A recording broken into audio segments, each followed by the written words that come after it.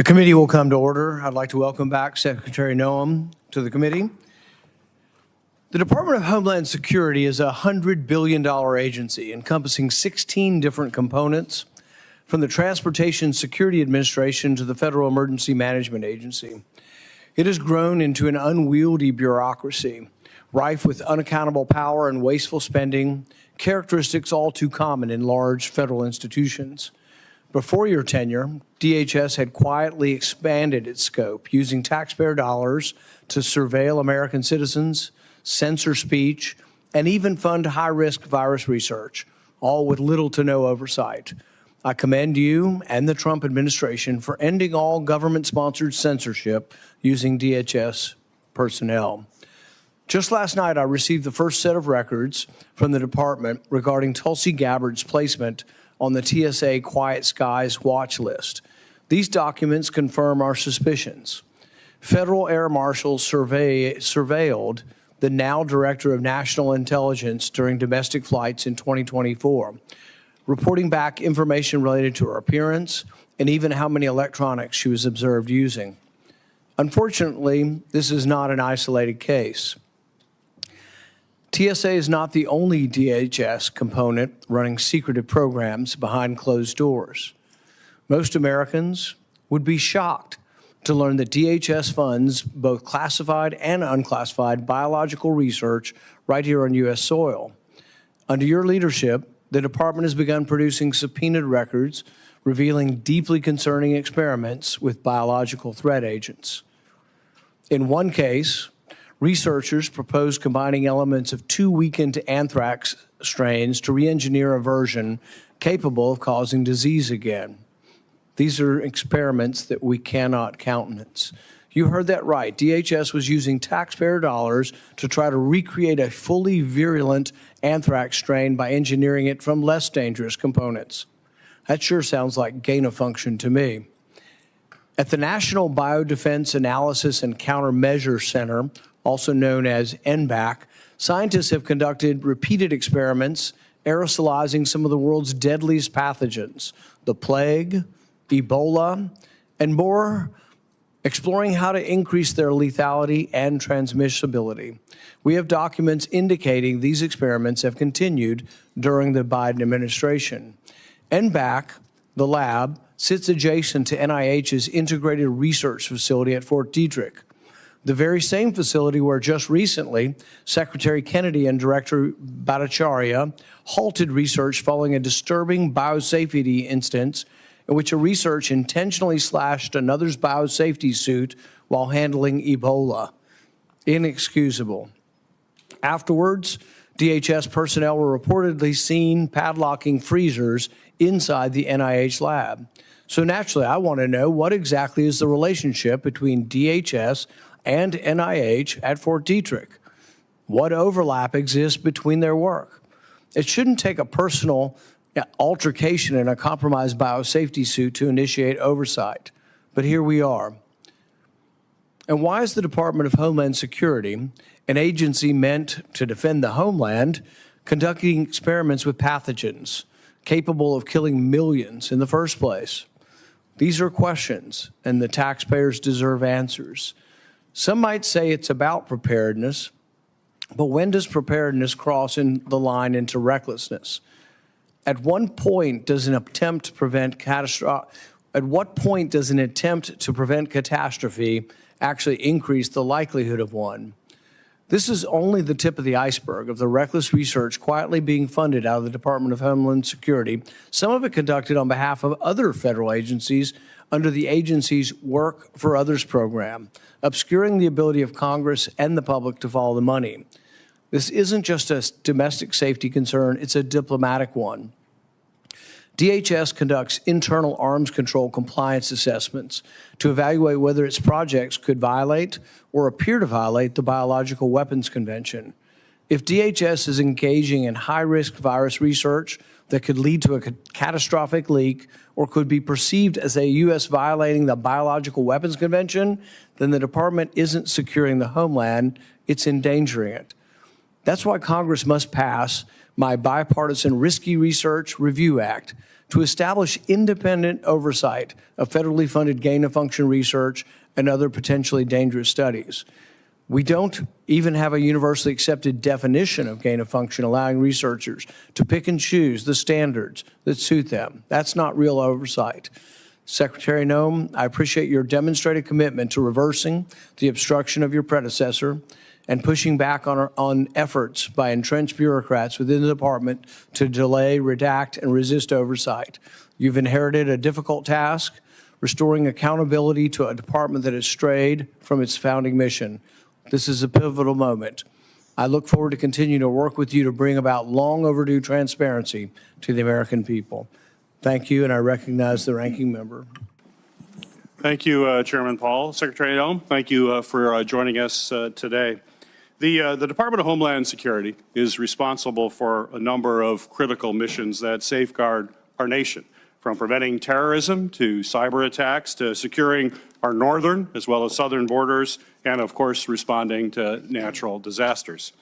I am disappointed in a disappointing departure from prior administrations, including President Trump's first administration. We are holding today's hearing to discuss the department's budget needs without having received a detailed budget request from the President or briefing from the department's components about their budget needs. However, we have seen in just a few short months under the Trump administration how the department has undergone tremendous changes. I have serious concerns that some of these changes are harming rather than helping the department in its mission to protect the safety and the security of all Americans. For example, as we head into hurricane season and the wildfire season, the administration has halted critical FEMA programs that support flood mitigation and slashed staff who focus on disaster relief. These are critical resources for states in the aftermath of a natural disaster, and the administration has provided little or no justification for these changes. FEMA has even internally acknowledged that it is not ready for hurricane season, which starts in just 11 days. And despite that, the administration is still planning on shifting the burden for disaster response to state and local governments, which will put Americans at grave risk the next time disaster strikes, which is inevitable. Similarly, at a time when we are facing increasing threats from cyber attacks, the administration plans to drastically cut our nation's primary cybersecurity agency, CISA. CISA is supposed to be finalizing a rule required by law that this committee passed to improve cyber incident reporting to better protect our critical infrastructure from cyber attacks. Yet, reporting indicates that 700 CISA employees have taken deferred resignation under pressure from this administration. CISA's work on election security has stopped, and the agency's advisory committees have been shuttered. These actions make us less prepared to address cybersecurity attacks. The administration also proposes cutting $247 million from the Transportation Security Administration's budget to reduce the number of frontline TSA agents. At a time when air travel is at an all-time high, and we are entering the busy summer travel season, these cuts only threaten to make our skies and the flying travelers less secure. At the same time, the administration has also cut congressionally mandated oversight offices that protect the civil rights and civil liberties of individuals who interact with DHS components. These offices were put in place to ensure that DHS personnel can conduct their important national security missions effectively, while safeguarding the rights of the people in this country. Shutting these offices down not only puts Americans at risk, it also is a violation of the Homeland Security Act itself. Despite several inquiries into your office for more information, I have yet to receive sufficient explanation for these actions. I also have serious concerns about this administration's inappropriate use of the U.S. military for domestic immigration enforcement and the outrageous use of taxpayer dollars, which I will be asking questions about, for detention at Guantanamo Bay. Certainly anyone concerned about prudent use of taxpayer money should be outraged by what's happening down there. Our nation faces a multitude of Homeland Security challenges, and this committee has always been willing to work to address them on a bipartisan basis. Secretary Noem, when we first met prior to your confirmation, you gave me a commitment that you would work with me to address the many threats facing our nation. And I hope today's hearing will be an honest discussion about the resources the department needs to do just that. And I welcome having that kind of discussion. I would hope that we would be able to have that discussion in a way that we have done in this committee in a bipartisan way for as long as I can remember, where our first round would be 7 minutes and then a second round would be 5 minutes. Certainly, Chairman Paul, I would hope you would continue the precedent that I've always known. When Senator Johnson was chair of the committee, he always made sure that everybody had 7 minutes. Certainly, Homeland Security is a primary concern for you, Madam Secretary, and for all of us. I'm not sure why the chair is insisting on 5 minutes. I know you're fully capable of answering for 7 minutes, and you shouldn't be concerned about it, but apparently the chairman is concerned about that extra time. So, Mr. Chairman, I'd hope we'd get 7 minutes on the first round and then 5, as we always have, as long as this committee has been in existence. Thank you, Mr. Chairman, and look forward to 7-minute rounds. It is the practice of the committee to swear in witnesses. Secretary Noem, please stand and raise your right hand. Do you swear the testimony you will give before this committee will be the truth, the whole truth, and nothing but the truth? So help you God.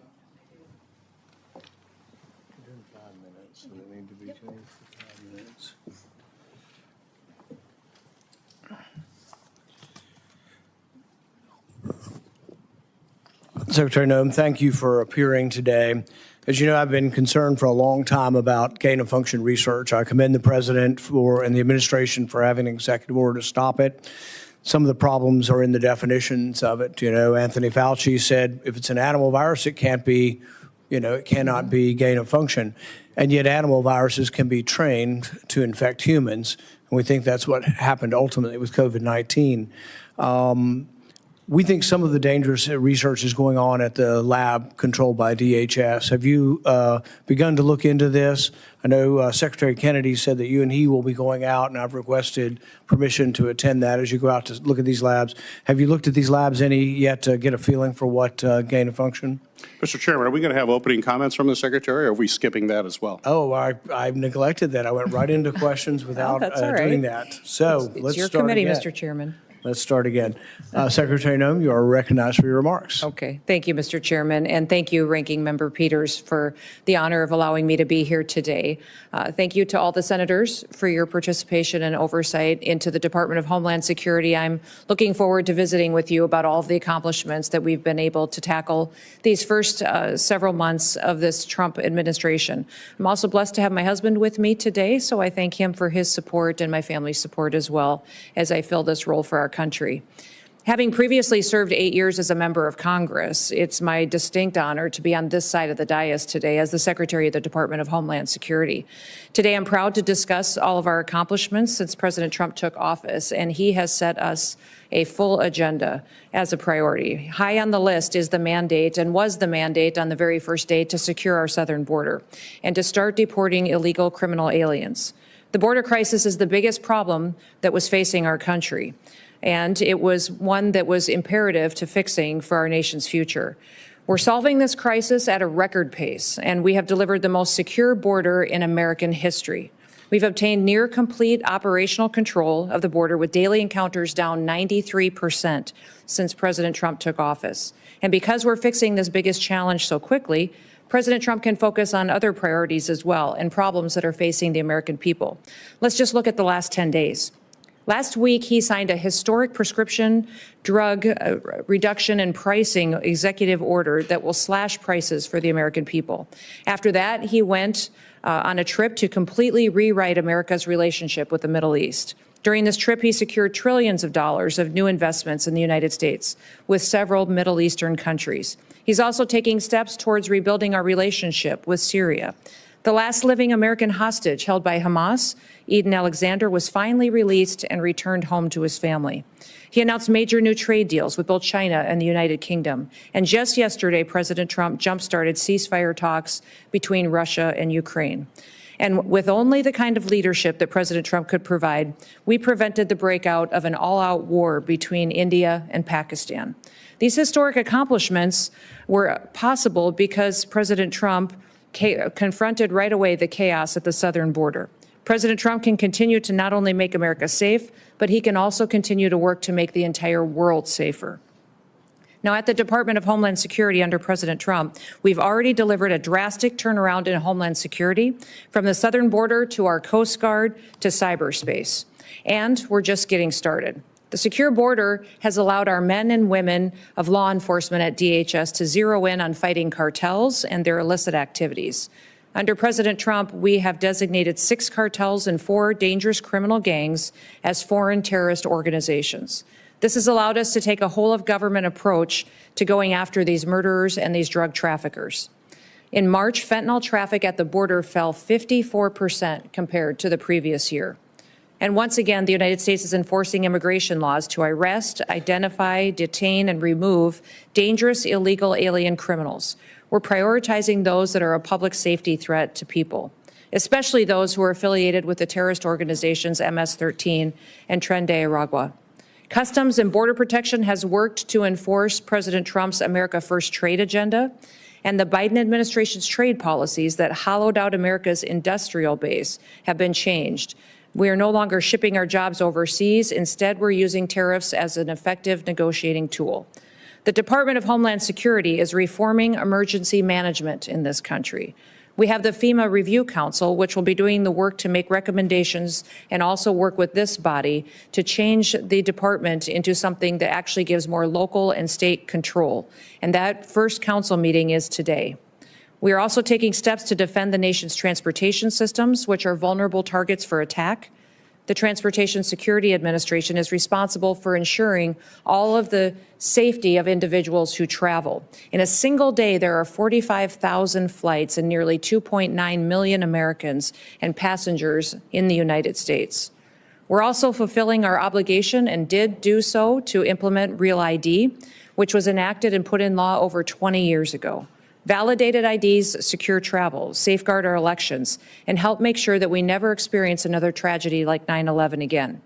And as technology advances, so do the threats to our nation. That's why cybersecurity is so crucial to our future.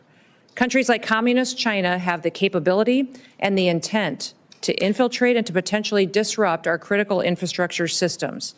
Despite these threats, the Biden administration instead used CISA to promote politics and police speech. Under President Trump, we've been working to get CISA back on its intended cybersecurity mission.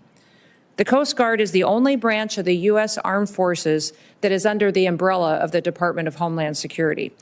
It has many missions with specialized needs. And as we secure our southern border, the cartels have shifted their activities out into our maritime borders.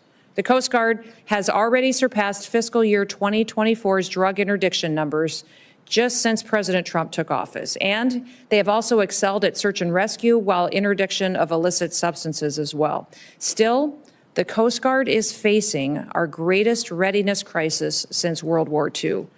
We have a plan to reinvigorate this critical component to make sure they're ready for the future. And with Force Design 2028, we will transform the Coast Guard into a more agile, capable, and responsive force. We're making sure that they have the resources and that they have the vision to lead and to be the point of the spear in the future. Now, since I took office, one of the responsibilities that I have is in reforming the Secret Service. We've reassessed the Secret Service's needs. We've gotten recruitment away from DEI recruitment that the Biden administration was doing, and we're making sure that they're equipped and ready to take on the task of protecting our future leaders and the leaders of today.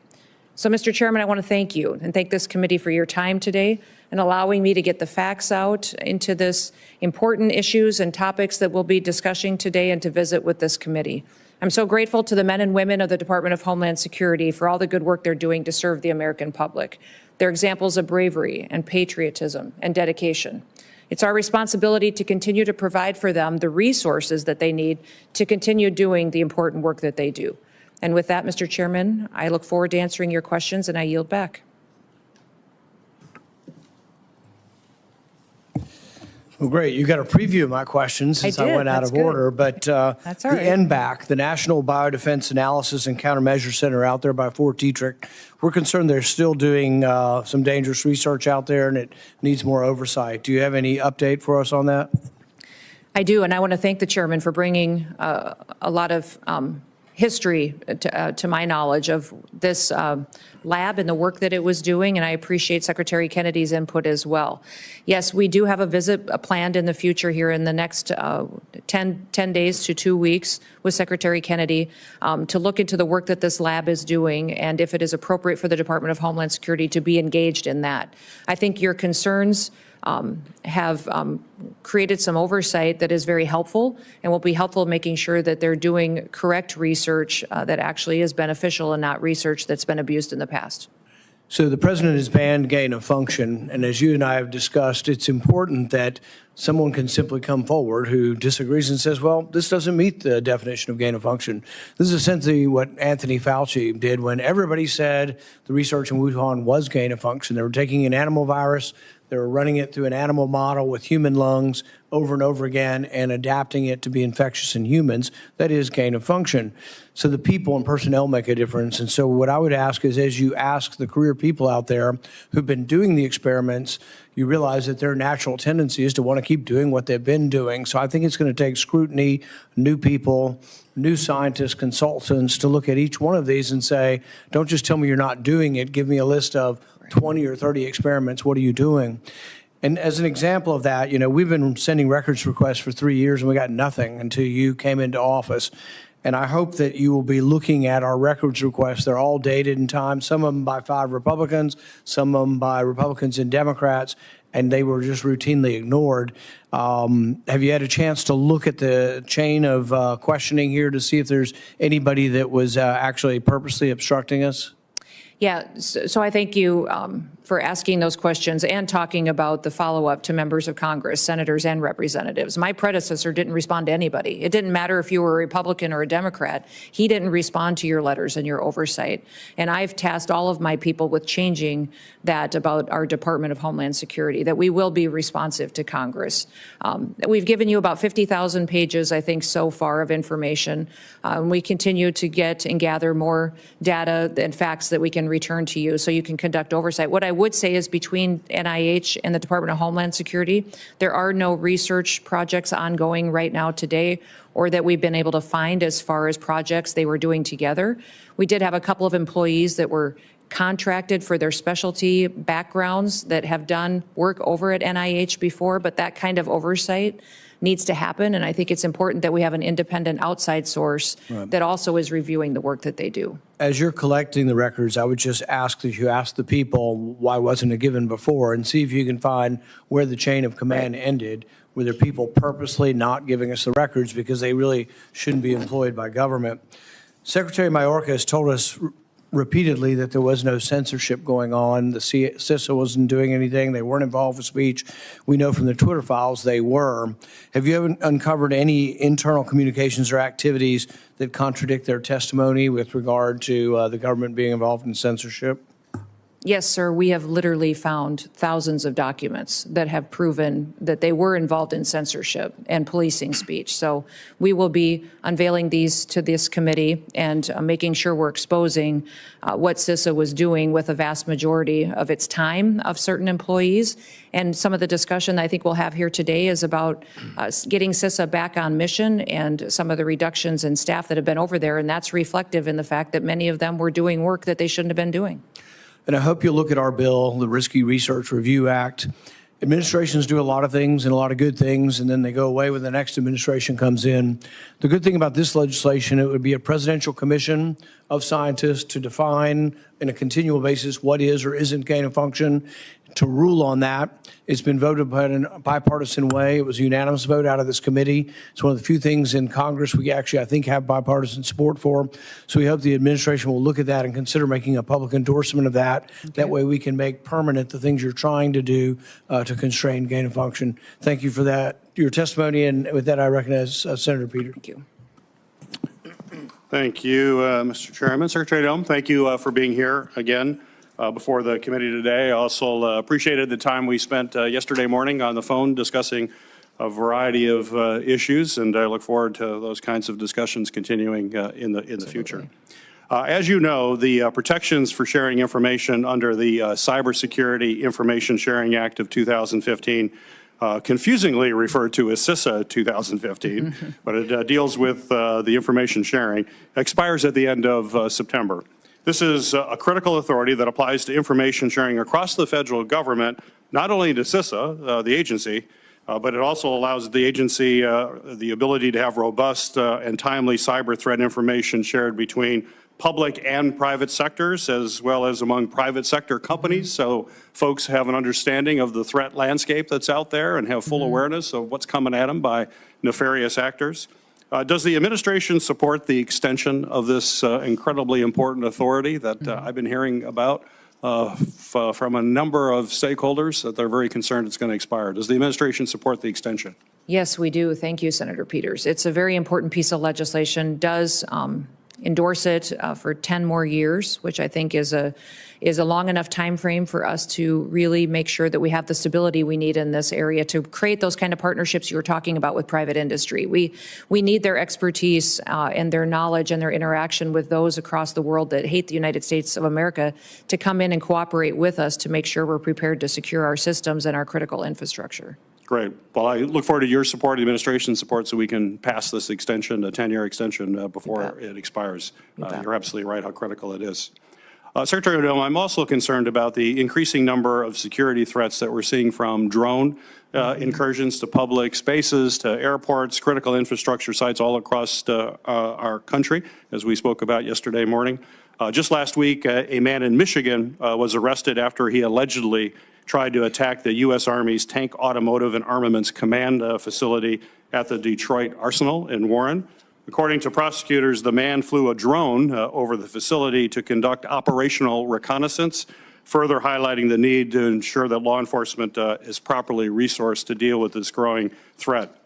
While I understand that there are safety concerns with the technology that need to be addressed by the FAA, I would like for all of us to work together to reauthorize DHS and DOJ's counter-drone authorities that also expire at the end of September, because this threat, as you know, is not going away.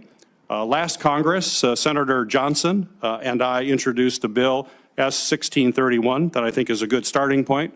So my question for you, Secretary Noem, is can I get your commitment that we can work together to not only reauthorize these authorities on a long-term basis, but actually strengthen those authorities to make sure we deal with this persistent threat? Yes, Senator Peters, I'll take a look at your legislation specifically, but we do need to reauthorize the authorities that we do have in order to address not just our Homeland Security day-to-day activities, but we're hosting some very large events in this country that will, I think, challenge our ability to secure that many large events at one time. So having those kind of authorities and addressing what we can do to cooperate with states and local governments and cities in locations where big events happen would be very important to do that. So you're right, the expansion of those authorities needs to be looked at to make sure it's appropriate, but also gives us the tools we need to keep people safe. We've got the Club Cup coming this summer, the World Cup next summer, which will be 10 million ticketed people, 22 million people that will be involved in the activities surrounding it. The Olympics coming. Right. That's right. important we address this now so we can be proactive. Yeah, absolutely. Well, I appreciate that. Senator Johnson and I would appreciate it. And our biggest supporter for our bill is actually the National Football League, who have real concerns about their games. We've already had games interrupted, and it could be more serious at some point. Secretary Noem, 2 weeks ago during a Senate appropriations hearing, you told me very clearly to the questions that I had that CISA was, quote, back on mission, end of quote.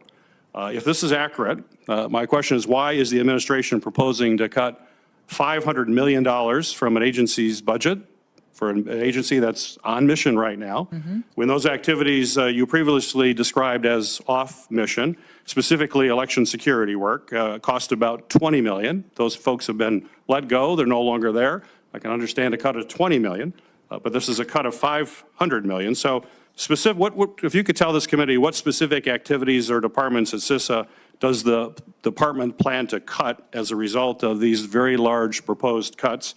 And if you could please give some specific examples of offices and programs. And as you know, the CISA statutory requirements are extensive. You have a lot on your plate. You have a lot to cover. You need to have resources to do that. But this is a pretty significant cut in funding, and we need to know exactly what protection will not be offered after these cuts go into effect. Yeah, we will continue to fulfill all the statutory requirements that the Department of Homeland Security has and has given to CISA as in the work that it does. Putting it back on mission means that it fulfills the responsibility of why it was created, and that's to be the cybersecurity agency of the nation, to go out and secure our critical infrastructure, work with small and medium-sized businesses and states and localities to give them the insight and wisdom they need to make sure that they're not vulnerable to hackers or nefarious activity. Getting rid of censorship, getting rid of the Ministry of Truth at CISA, the employees that were duplicative, that were fulfilling roles that wasn't related to cybersecurity was something that we addressed. I would say under the president's budget, cybersecurity is only strengthened, and we're doubling down on the need to build private and partner with those individual industries that have the expertise and knowledge that we've lacked for so long. And they're looking for some more abilities to do new things for this country as far as giving us insight into nefarious activities. But they do ask that we give them some level of protection from liabilities. And I think you're very familiar with some of their concerns. I want to work with you to see what we can do to address those needs so that we can have the information we need to really, truly secure the country. One of the biggest alarming things, and I think I visited with you about this before, was that we still don't necessarily know how to stop the next Volt typhoon.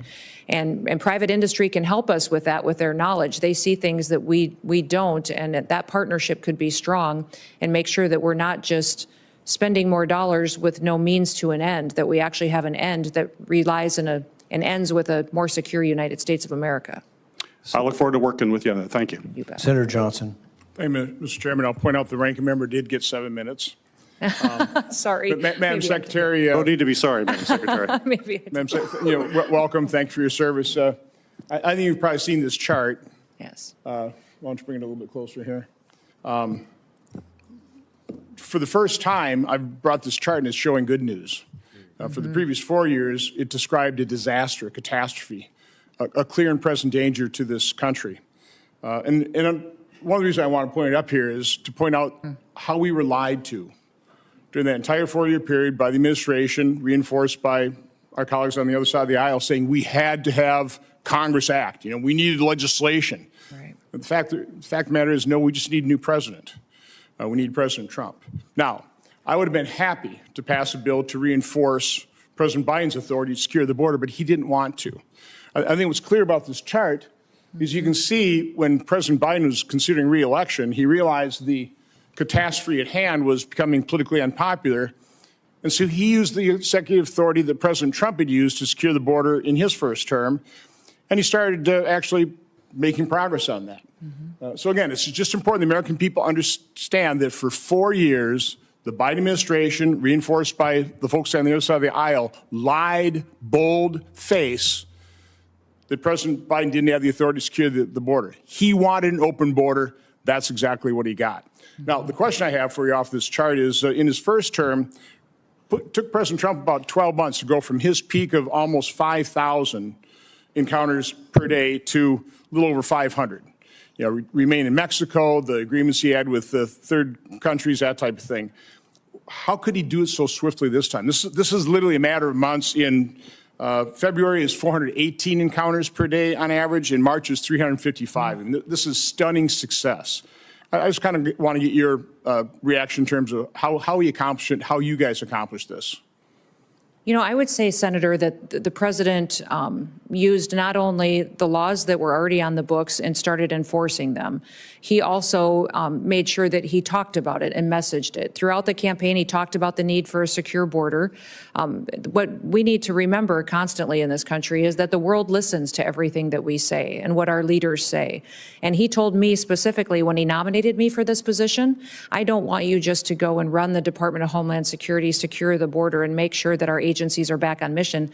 I want you to tell the world what we're doing, because the only way they're going to stop coming to this country is if they know never to leave their home country. If they know that we're enforcing our laws, they will stop coming. And that's exactly what's happening. Because of our messaging, because of the fact that we have actively talked in Guatemala, in Honduras, in Mexico about don't come to the United States anymore illegally. There will be consequences.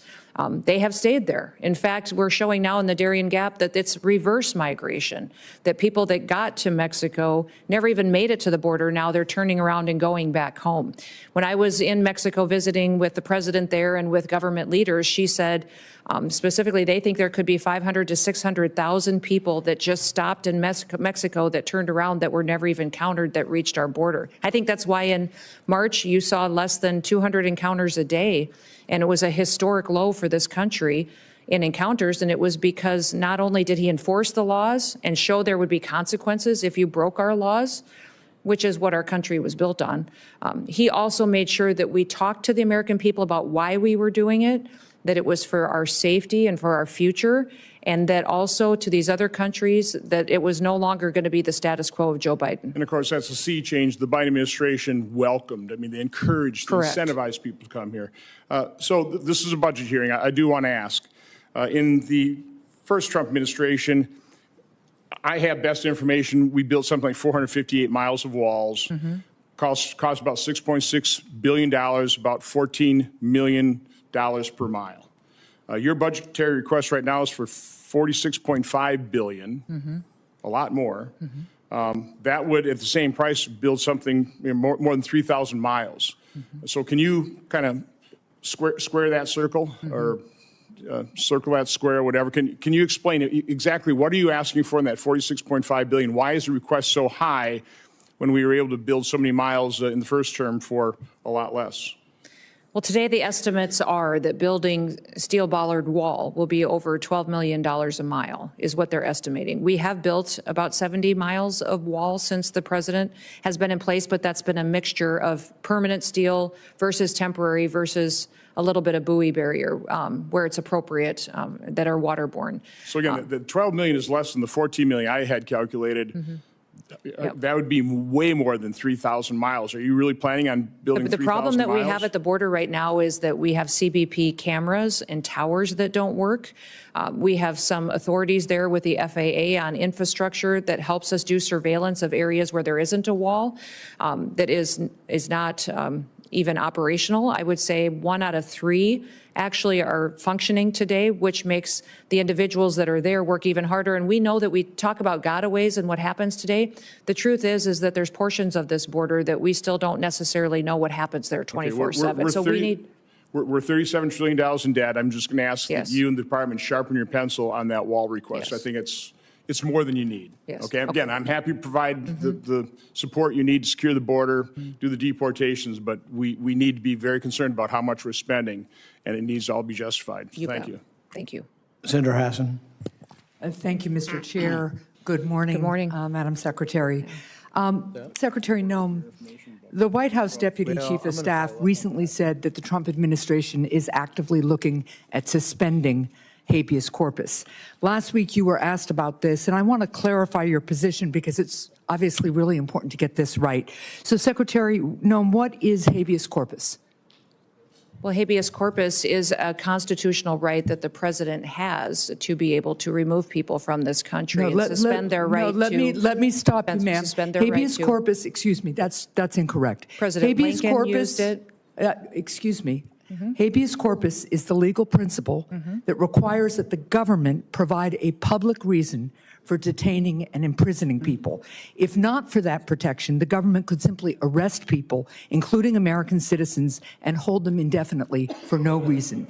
Habeas corpus is the foundational right that separates free societies like America from police states like North Korea. As a senator from the Live Free or Die state, this matters a lot to me and my constituents and to all Americans. So, Secretary Noem, do you support the core protection that habeas corpus provides, that the government must provide a public reason in order to detain and imprison someone? Yeah, I support habeas corpus. I also recognize that the President of the United States has the authority under the Constitution to decide if it should be suspended or not. It has never Let us be clear, though, that this president... It has never been done without approval of Congress. Even Abraham Lincoln got retroactive approval from Congress. So I have been asking executive branch nominees a simple question. over the past few months. If the president orders them to break the law, I've been asking, will you follow the law or follow the order? I want to ask you a more specific question here. If the president tries to suspend habeas corpus and a federal court reverses the president's order, will you comply with the court order and uphold habeas corpus, or will you follow the president's directive? We are following all federal court orders and are complying with that, as is the president, and every decision that I make as well. That is obviously not true for anybody who reads the news. There are federal court orders right now, including returning somebody who was deported mistakenly. But to be clear, this is about a fundamental legal right that ensures that we live in a free society instead of a police state that would have a sham legal system like Russia or North Korea. So I'm glad that you have now committed to following court orders. I'm glad you believe in the basic freedom for Americans if ordered to do so by a court. And again, I want just to make clear that it is critically important that even if the president tries to suspend the right of people to know why they've been detained or imprisoned, if a federal court reverses that order, that you will follow that order. And I hope all members of the administration will, because it's obviously critical that some of the people, for instance, who've been deported by mistake, who didn't get due process, be returned in compliance with court orders. So now, let's move on to another issue. International criminal organizations target Americans with sophisticated cyber crime, including elaborate scams that robbed Americans of billions of dollars, with seniors in the United States losing $5 billion to scammers in 2024 alone. As artificial intelligence improves, so does the ability of criminals to deceive and defraud Americans. With this new technology, criminals can impersonate loved ones, develop advanced malware, or make more convincing phishing messages. How is DHS working to identify trends in illegal activity and ensure that new AI systems have safeguards in place to prevent their use in criminal activity? Yes, we are working extensively through CISA, but in all of our agencies to make sure that we're going after these criminal, nefarious actors. I would say partnering with private industry is critically important so that we have the insight that we need to really understand the tactics that they use and the advancements in software. The AI ability that they have to adjust and to supersede some of our systems is incredible. And so investing in those systems is important, but also having the knowledge and bringing everybody to the table and breaking down the silos between our agencies and our intelligence agencies is important, so we all have the information that we need to get. Well, and that gets me to one final point and question here, because Senator Peters began to ask about it. There's been recent reporting that indicates that the Chinese government installed remote access to Chinese-made power inverters in the U.S., raising concerns that the Chinese government could try to disable parts of our power grid. And you made a comment following up on Senator Peters' question about the importance of not only working with private industry on this issue, as you would also want to work on AI, but also on working with state and local governments on cybersecurity. And can you just talk to me a little bit about how DHS is partnering with state and local governments right now on cyber? Well, that's one of the core critical missions of CISA, is to help those state and local governments harden their systems. We're extremely vulnerable by our weakest link.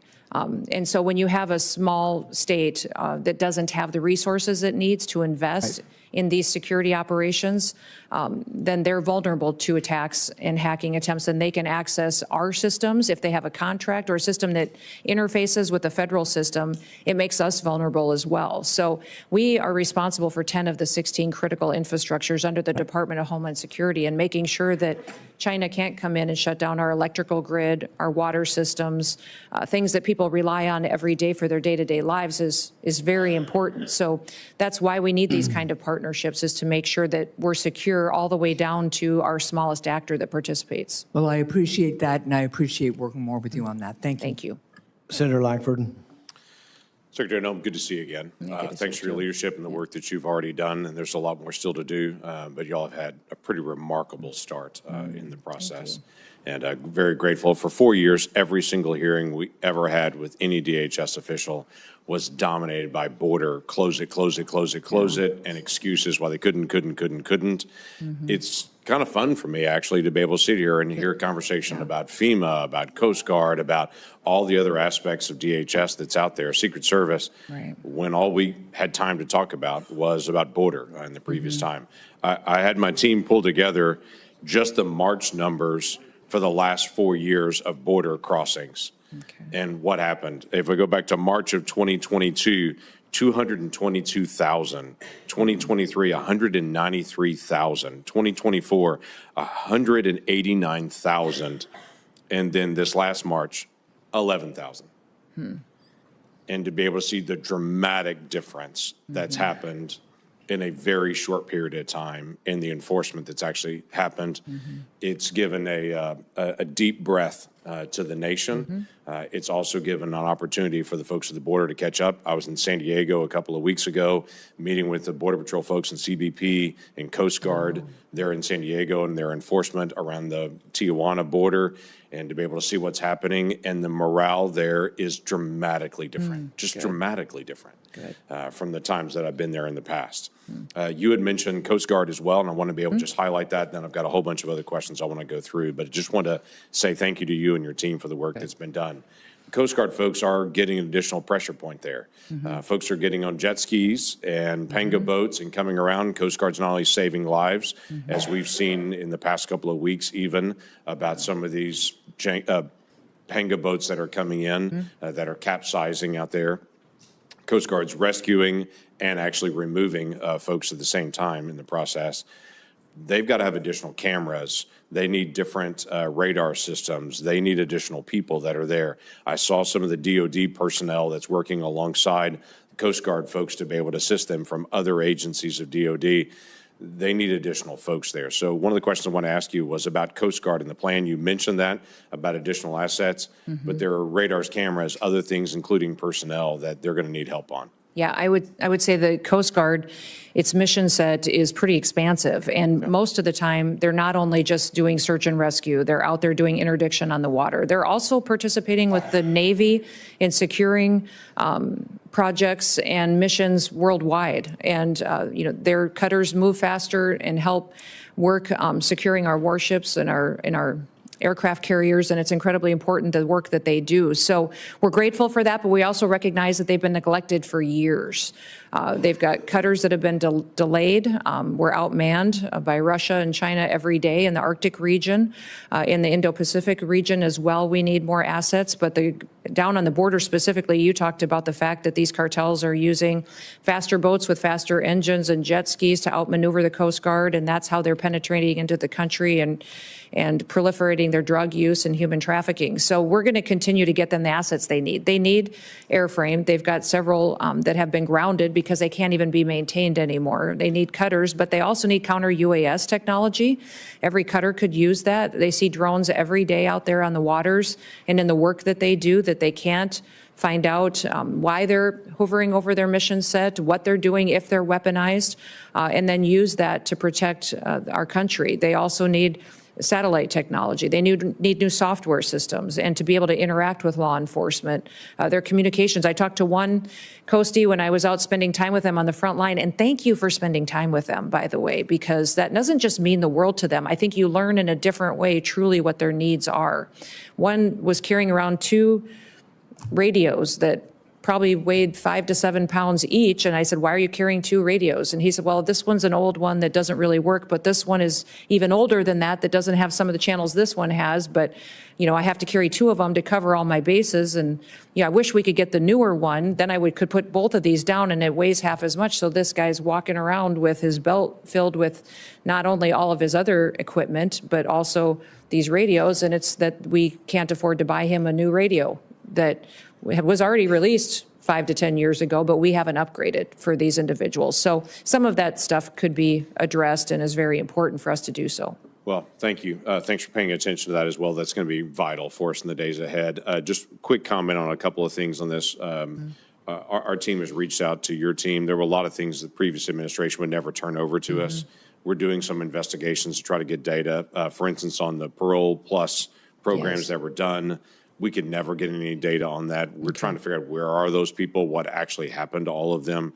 And so we'd like to be able to get some of that information. So we've got several pending requests with your team just to be able to get those things. And the other thing is on the FEMA grants, based on the tornadoes and the storms that have come through much of the Midwest, including states like Kentucky and Oklahoma of late, some of the building resilient infrastructure and communities, some of those grants, there's a hold on, and we're just trying to be able to figure out the future of that. So just some additional information would help our communities to be able to prepare as well. Mr. Chairman, thank you. Absolutely. Senator Blumenthal. Thanks, Mr. Chairman. Thank you for being here, Madam Secretary. I'm sure you've seen the recent reports that your agency is going to sponsor a reality show, TV show, in which immigrants would compete for U.S. citizenship. Is DHS seriously vetting a reality show for immigrants to obtain U.S. citizenship? Your spokesperson is quoted in the Wall Street Journal. I'm going to ask that article be in the record, Mr. Chairman, if there's no objection, saying that, quote, it's in the very beginning stages of that vetting process. Each proposal undergoes a thorough vetting process prior to denial or approval. Sir, we have no knowledge of a reality show. There may have been something submitted to the department, but I did not know anything about this reality show. Until the reporter reached out, we told him we have no knowledge of it. We don't know what he's talking about, and they still printed wrong information. So that article, in fact, they had to change it later because they lied so bad, and they had us on the record saying, I had no knowledge of a reality show. The department didn't. There may have been something submitted somewhere along the line because there are proposals pitched to the department, but me and my executive team have no knowledge of a reality show, and it's not under consideration. Your response is to confirm that you will not do a reality show. There are no plans whatsoever to do a reality show. And that your spokesperson was completely misquoted as saying that it was being vetted. That article was completely inaccurate and false. And the fact that they printed it when they knew it was false was a dereliction of their work. Let me go to some of the expenditures that your department is making. $200 million for an ad campaign fawning over President Trump's supposed accomplishments. $21 million between January and April for transporting around 400 immigrants to Guantanamo Bay. About half of them were flown back to the United States. $6 million to El Salvador to imprison 300 individuals in a prison known for grave human rights violations, and many more, including $1,000 to immigrants wishing to self-deport. I understand one of the planes left within the last 24 hours. None of these expenditures are in your present budget. Aren't you going to run out of money before the end of this fiscal year? The continuing resolution doesn't cover any of them. No, all the dollars being spent are being utilized as authorized and appropriately for the situation. Well, that flight that left yesterday, though, under the continuing resolution or any other way that we normally authorize money. You're just spending recklessly, and it would seem wastefully, without authorization. That's against the law. Well, Senator, I completely disagree with you. I'm doing the job that the Secretary of Homeland Security is supposed to be doing, the one that the last secretary refused to do, that endangered the future of our country. What I'm doing is making sure we're enforcing our laws and that people who are here that are criminal, illegal aliens are returned home. You are acting in a way you think you're doing your job, but the American people told us to do this job. The American people overwhelmingly in the last election said, we want a secure border. We want to make sure that no longer are the scales of justice tipped in favor of criminals. Legal authority and spend money that is not in your budget. All money is being spent according to how it is authorized and appropriately. Let me ask you about the money that is being used to supposedly repatriate Afghan allies, refugees to this country from the Taliban, Ukrainians who have fled here from Russian aggression. Can you confirm that money is being taken from the foreign aid allocation? Are you talking about the temporary protective status program? Correct. Yeah. So the repatriation, supposedly, of those individuals here under the temporary protected status program. Yeah, so we do have thousands of individuals that are here that have been protecting or been participating in the TPS program. That has been reevaluated to see if that program is still being utilized the way that it is supposed to be, as intended by Congress when it was laid out. But there are if that is documents always that have intended been to be publicly reported that say the administration is going to use money from the foreign aid program, AID, to send those people back to countries where they will be persecuted, tortured, and perhaps killed, as the Afghan allies would be. Let me finish my question, Sure, ma'am. Where they will be potentially killed, tortured Afghan allies who served us during our wars there, saved lives of American soldiers and diplomats, are going to be sent back to the Taliban using foreign aid money. Can you confirm that's the plan that's been reported in the Washington Post this morning? No, I won't confirm that because that's not true. Those individuals have an opportunity to apply for asylum and other programs where they will be protected if their lives are in danger from the government that's in their country. Who can't Time has qualify for asylum? expired. Senator Moody. Thank you, Chairman Rand, and welcome. Thank you for being here. Yeah, thank you. I think I can speak for everyone in this room and everyone in this country that you are a welcome addition as the head of DHS. In fact, you heard time and time again from everybody that's been questioning you. They sought repeatedly documents from that agency. I litigated as Florida's Attorney General against DHS and Secretary Mayorkas and sought documents. And as part of that, and I hate that it took litigation to uncover what I believe was the most destructive cover-up in our nation's history. But I uncovered plans by DHS when the border was overrun to just step back and let everybody come in and facilitate that. Plans to push quotas into the interior daily. Plans to build illegal programs to bring more and more people directly here from out of our country here. Plans to illegally release people into the U.S. that had been brought here for prosecution, solely for prosecution for drug crimes from outside our country. And when they finished their decades-long prison sentence as drug traffickers, instead of historically as they would have been deported, they put them back into the community in which they were prosecuted and released them. The premeditated calculation that went into destroying our borders and pushing barely vetted, oftentimes dangerous people into this nation, I believe was something that we will look back on in a nation and say that was the moment as a country we stopped taking seriously protecting the sovereignty of our nation, our security, and making sure first and foremost we were keeping an eye on the plans of our enemies and the weaknesses that we had as a country. And I cannot thank you enough for stepping up and coming back to work, coming to DC, having been home in your state, coming back to the swamp to try and reverse the damage that was done. In fact, we've been talking a lot about cover-ups and things that were kept from the American people in the last administration. Your predecessor sat here and testified to Congress time and time again while I was busy litigating as an AG, uncovering the real plans. The border is secure. The border is secure. The border is secure. Time and time again, he lied. And in terms of someone that needs to be held accountable for perjuring themselves, it's not just about not providing information. It's about lying to the American people as he systematically made our country weaker and put their lives and their families in danger. I think that is abhorrent. I cannot believe a person was allowed to be trusted with the responsibility he was given, and I am so glad that you're willing to be here and take questions and provide documents about that. The Coast Guard is one of the things I think you said to testimony. It's been neglected for years. Our service is outmanned and equipped by Russia, China, and the cartels. We need cutters.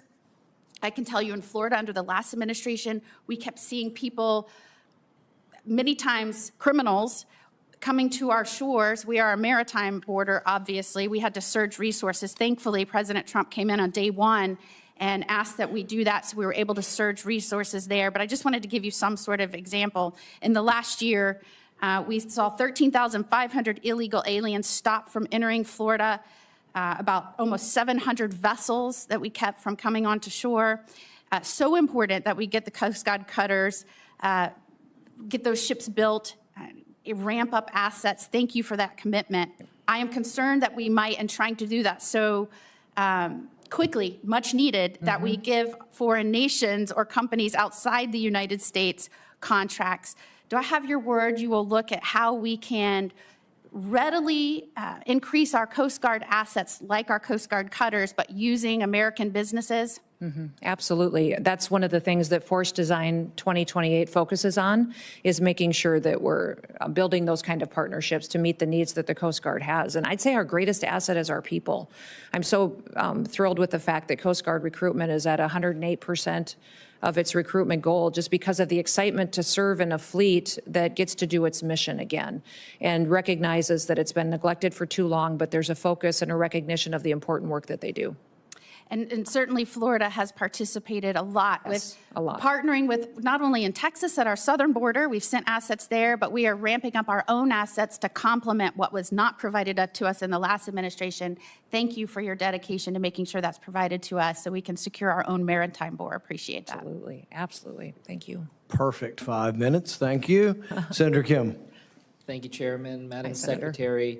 A press release came out from the Department of Homeland Security a couple days ago. It said that members of Congress in New Jersey that went to the Delaney Hall ICE detention facility could, quote, could have just scheduled a tour. I guess I'd just like to hear from you if you can confirm that you understand that members of Congress by law are allowed to show up unannounced to conduct oversight visits of ICE detention facilities. Yes, they can conduct oversight, but Senator, what I would ask is that they understand that that doesn't mean they could show up with a mob with the intention to break in and assault law enforcement officers. That's what happened at Delaney Hall last week. You're familiar is that those individuals and those members of Congress were surrounded by criminals, creating criminal and perpetuating criminal acts. You understand that but when they you were show up already and ask for a within tour, the we've facility. facilitated every single tour that every member of Congress has wanted. We've always done that, and we have to, when we have a tour, also make sure that we've addressed security concerns and have enough staff and all of that, and we were accommodating that when those individuals showed up and they decided instead to break in. You know that they were already on the ICE premise, already facilitating into having the tour when there was the arrest of the mayor. They were not breaking into They had broken through the outer fence, and they were interior on federal property when the crimes occurred. They were invited in by ICE as the ICE was preparing to give them a tour. That doesn't give them an excuse to start punching law enforcement officers. But you understand that they were not storming the fence. Well, I don't understand. Are you making excuses for their behavior that day? I'm just trying to clarify what exactly Oversight is an important part of what Congress does and what you provide to our department, and we welcome it. We give tours when members of Congress ask for it. We just ask that they not be politicized, that they actually are there to provide the oversight that is needed to ensure that we're doing due diligence in our job. And if I were to show up at ICE detention facility unannounced, I would be let in. Yes, I would ask that you would be allowing us to secure the officers that we need to give you an appropriate tour, that we'd be able to cover the other bases and posts that they would have to leave to come and facilitate that. We may have to call other people in to help cover some of that because of the extra responsibilities, but we can do that. I've done this before. I just wanted to make sure I heard that from you. I wanted to just go back to something that was raised earlier about habeas corpus. Can you confirm to us that you understand that any suspension of habeas corpus requires an act of Congress?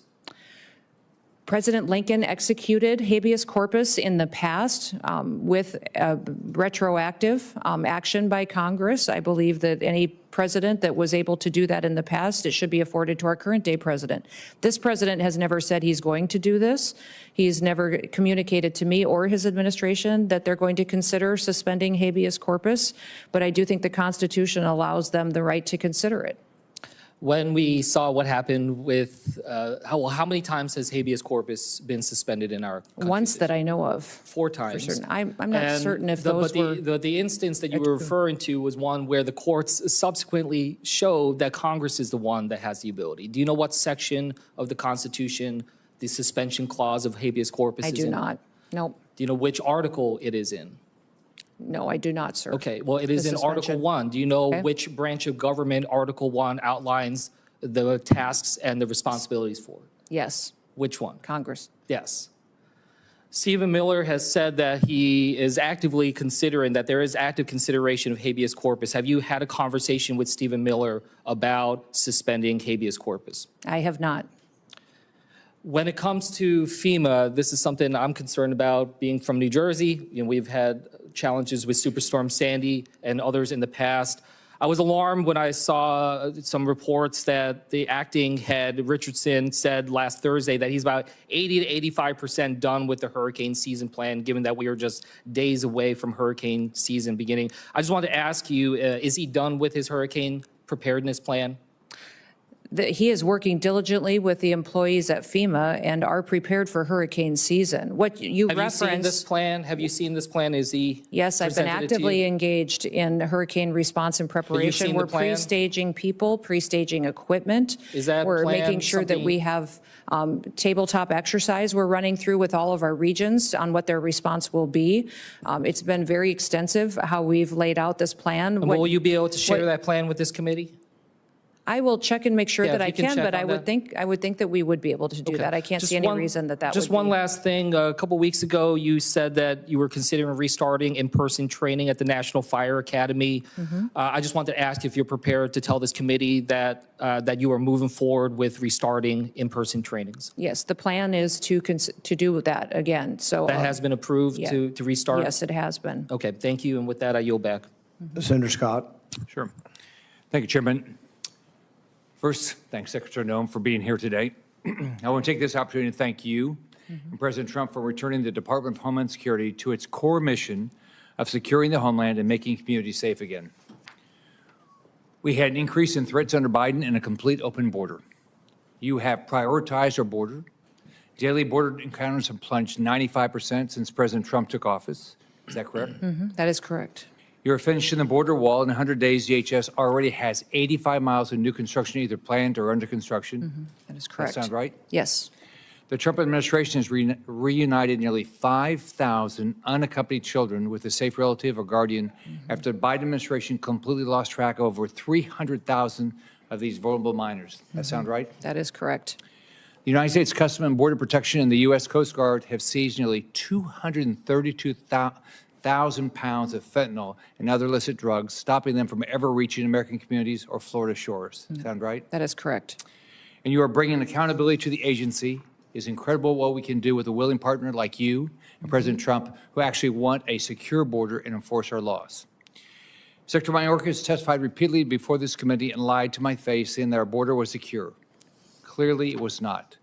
Worse, the Biden administration dismantled every process and system we had in place to secure the border and allowed millions of illegal aliens, including hundreds of known terrorists, to come into our country unchecked and unvetted, wreaking havoc and bringing drugs.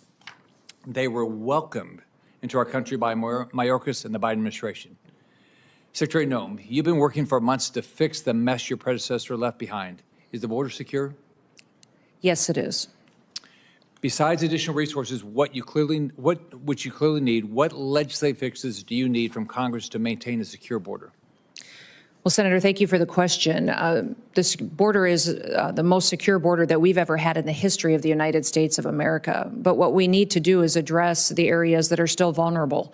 And those areas require technology, wall infrastructure, more individuals at times. That we need surveillance equipment, camera equipment to be fixed. Only 1 out of 3 CBP cameras are really functional right now. So the reconciliation package is incredibly important for us to have the resources we need at the border, but also to make sure that CBP can continue to do their work that they do of our ports of entry, assessing tariffs and collecting duties, all of that. But beyond that, reconciliation has needed assets for other areas of our national security portfolio. The fact of the matter is the Department of Homeland Security is one of the largest agencies with one of the smallest budgets.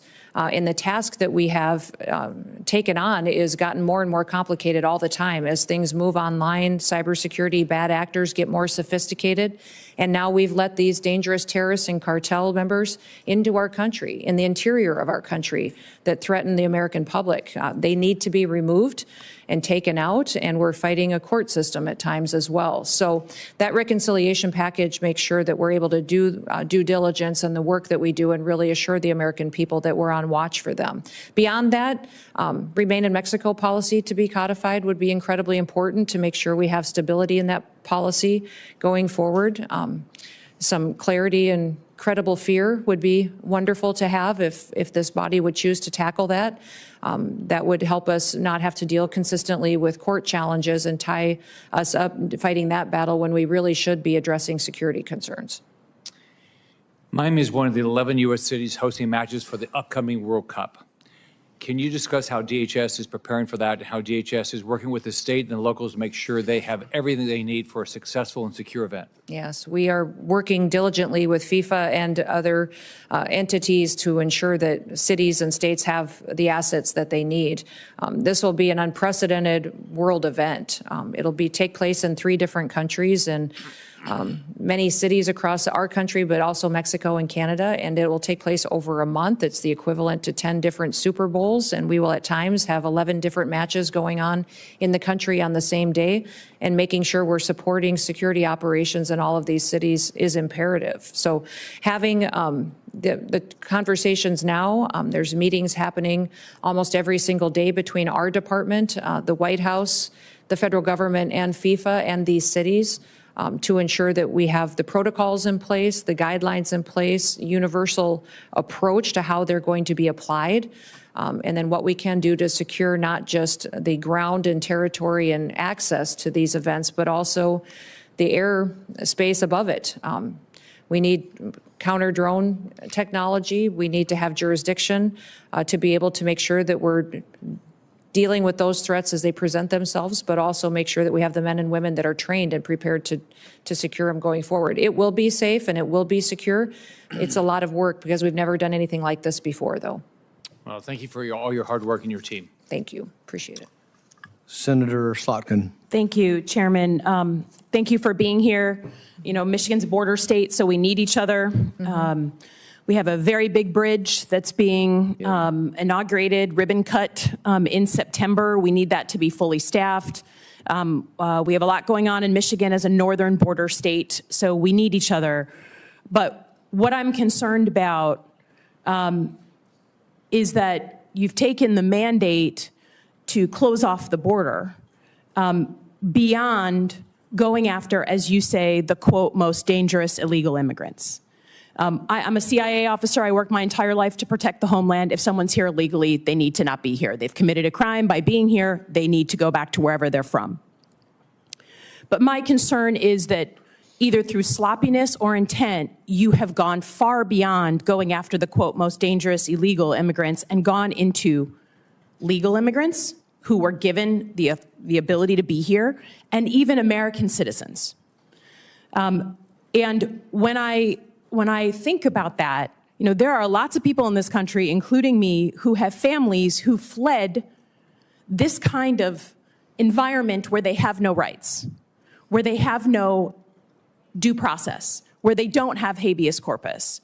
So while I'll be the first to say, coming from a state that was won by Trump, that there is a mandate to do something about the border, I think it is absolute dangerous overreach to go beyond that and start picking up American citizens and people who have the legal right to be here, lawful immigrants who have done everything right.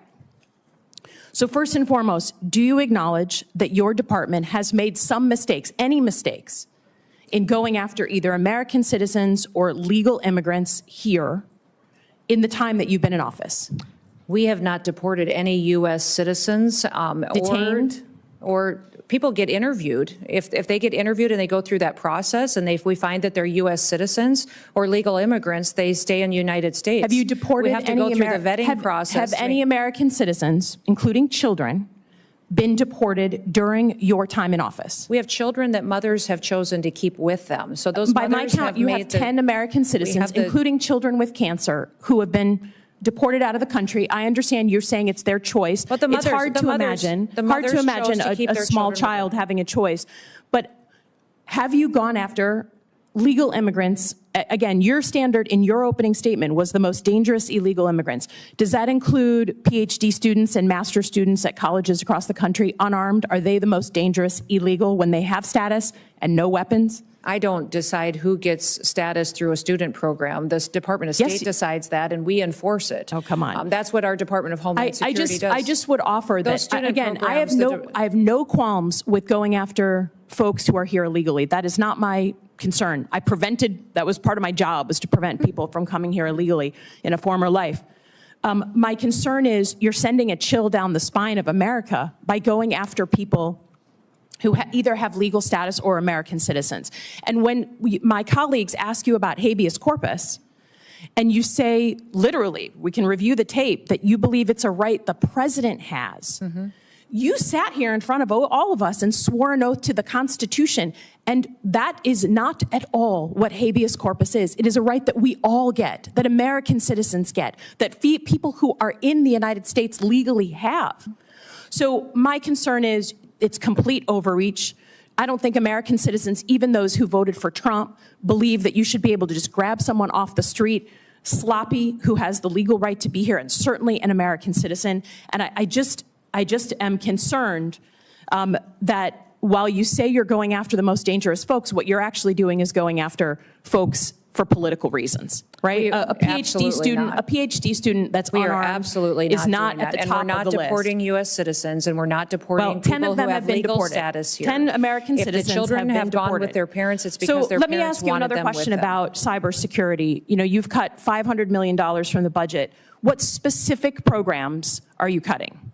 Because there are programs that really aid states and locals that we depend on for cybersecurity. And we know that right now, while we may have good security in the federal government, if you are a local state official, you're depending on the federal government. So have you cut the ISAC program, the program to states and locals on cybersecurity? The president's recommended budget has a reduction in $491 million. Does it cut that program? I've heard the talking point. And what it's doing is putting CISA CISA back on mission. And it's you can't ensuring say that this is the most cybersecurity is going to be strengthened. You cannot say it's the most cyber-secure administration if you're cutting the program to my state and to your state. It will and if be you look when on record, that's what you've cut. I yield back.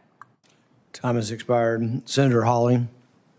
Thank you very much, Mr. Chairman. Secretary Noem, good to see you. Welcome. Congratulations on securing the border in a record amount of time. The last administration came and sat where you're sitting for 4 years and told us it couldn't be done, it couldn't be done. The border was just an intractable problem. It would take years to do it. You did it in the space of really 30 days, and now the United States southern border is secure. So thank you for your tremendous work on that. I want to begin, however, with the situation in St. Louis, which I'm sure you're aware of. On Friday afternoon and evening, major storms ripped through the St. Louis area, as well as southeast Missouri. I'm going to put a picture up over my shoulder here. An F3 tornado cut right through North St. Louis. This is what you're seeing here is pretty typical, I'm sad to say, of the damage. We lost 5 people in St. Louis. We lost another 2 in Scott County, which is down in southeast Missouri, there to the south, a couple of hours south of the city. I spent much of the day yesterday just walking these neighborhoods and talking to residents, and this that you're seeing over my shoulder is what these neighborhoods all look like. These are areas that families have lived here. In some cases, I talked to one individual, one gentleman, and he said that his family had been there since his great-grandmother came to that neighborhood in 1919. So it's that kind of a community, and they are totally devastated. Yesterday afternoon, my governor requested an emergency disaster declaration to expedite FEMA funds to help the state just clean up. I mean, just clean up the kind of rubble now that you're seeing behind me. You've been a governor until very recently. You know how important this is. Can we get your help to expedite the consideration of that request? Again, it was just made yesterday. We need it as quickly as possible. Will you help us expedite that? Yeah, absolutely. I've spoken with your governor and did that day that this devastation happened. And so we've promised and pledged to get that expedited as soon as possible for him so he can have the resources that he needs to respond to his people. And that's one of the failures that FEMA's had in the past, is that people that incur this kind of damage and lose everything, then they sit there for months, sometimes years, and never get the promised critical response that they think or that they believe they should be getting from the federal government. And that's why President Trump believes that this agency needs to be dramatically reformed. I'm glad to hear you say that, and you're exactly right. We've had the situation in Missouri in years past where we've had individuals who have qualified for FEMA aid, including individual assistance. In some cases, they've been awarded the assistance, right, and then FEMA has come in and clawed it back, right, or never paid it out, or never sent teams to help. So to have your commitment to expedite this is tremendous. That will be welcome news to the residents of St. Louis. We also have, the state has pending 3 requests for major disaster declarations from earlier storms. We've lost over a dozen people. Actually, if you count the folks we lost just on Friday, we've lost almost 20 people now in major storms just in the last 2 months in Missouri. It's been a terrible spring for us. Here again, can I ask for your help? Will you commit to helping for those 3 major disaster declaration requests that are pending? Will you help expedite those, Secretary Noem, and get those in front of the president, get those approved? We are desperate for the assistance in Missouri. Yes, absolutely. We'll Thank make you. sure the application gets to the White House as soon as possible. Fantastic. Thank you. And can I also have your commitment that if and when the president approves a major disaster declaration for this storm that just happened on Friday in St. Louis, will you expedite as much as possible FEMA individual assistance for those who qualify for it in the St. Louis area? Yes. And I want to tell you just how important that is, because as I toured these streets and walked and talked to the residents, what I heard over and over is many of these folks don't have insurance. Yeah. You know, many of these folks, they either got their homes from a family member, or they bought them from a family member, so they don't have a mortgage on the property, and therefore they don't have homeowners insurance. So, as you know, having been a governor, in many instances, FEMA assistance is going to be the only assistance that they're going to get. And I just had a hearing in this committee and our subcommittee, Senator Kim and I, last week, where we talked to major insurance companies who routinely scam people by refusing to pay out the full policy awards that they are due. So I know we're going to be fighting that in Missouri. We've got to have the federal government where there's individual assistance that people qualify for. We've got to have people be able to get that. Otherwise, we're never going to be able to rebuild these neighborhoods. Yeah. So you just committed, I think, to expediting that. I appreciate that. Thank you for your help in all of this. And then the last thing we'll say is can you commit also to making sure that the FEMA communication with the state and with individuals is open, is clear, is transparent? You referenced the fact that FEMA is notorious for giving bad information, for slow walking residents, for confusing intake forms that nobody knows how to fill out, for not getting back to people. Can you commit to, as we deal with this disaster in St. Louis and others around the state, that under your leadership, FEMA is going to act with expedition, they are going to be clear in their communications, and they're going to follow up and give people the awards that they need if they qualify for it? Yeah, that's been the biggest challenge of FEMA in the past, is just the delayed response. People are counting on the assistance and it never comes through. And the paperwork is too complicated for an individual many times to complete on their own. They need help and assistance. So that's part of the reforms that the FEMA Review Council will be undertaking. And we've got people that are frontline responders across the country that are serving on that council. And we'll take your insight as well. But we'll continue to expedite what we can with the framework we have in front of us, but do better diligence than the last administration on how we take care of people. Fantastic. Everything you said today is going to be very, very welcome news in St. Louis and the rest of Missouri this morning. Thank you for being here. Thank you for your service. Thank you, Mr. Chairman. Thank you. Senator Fetterman.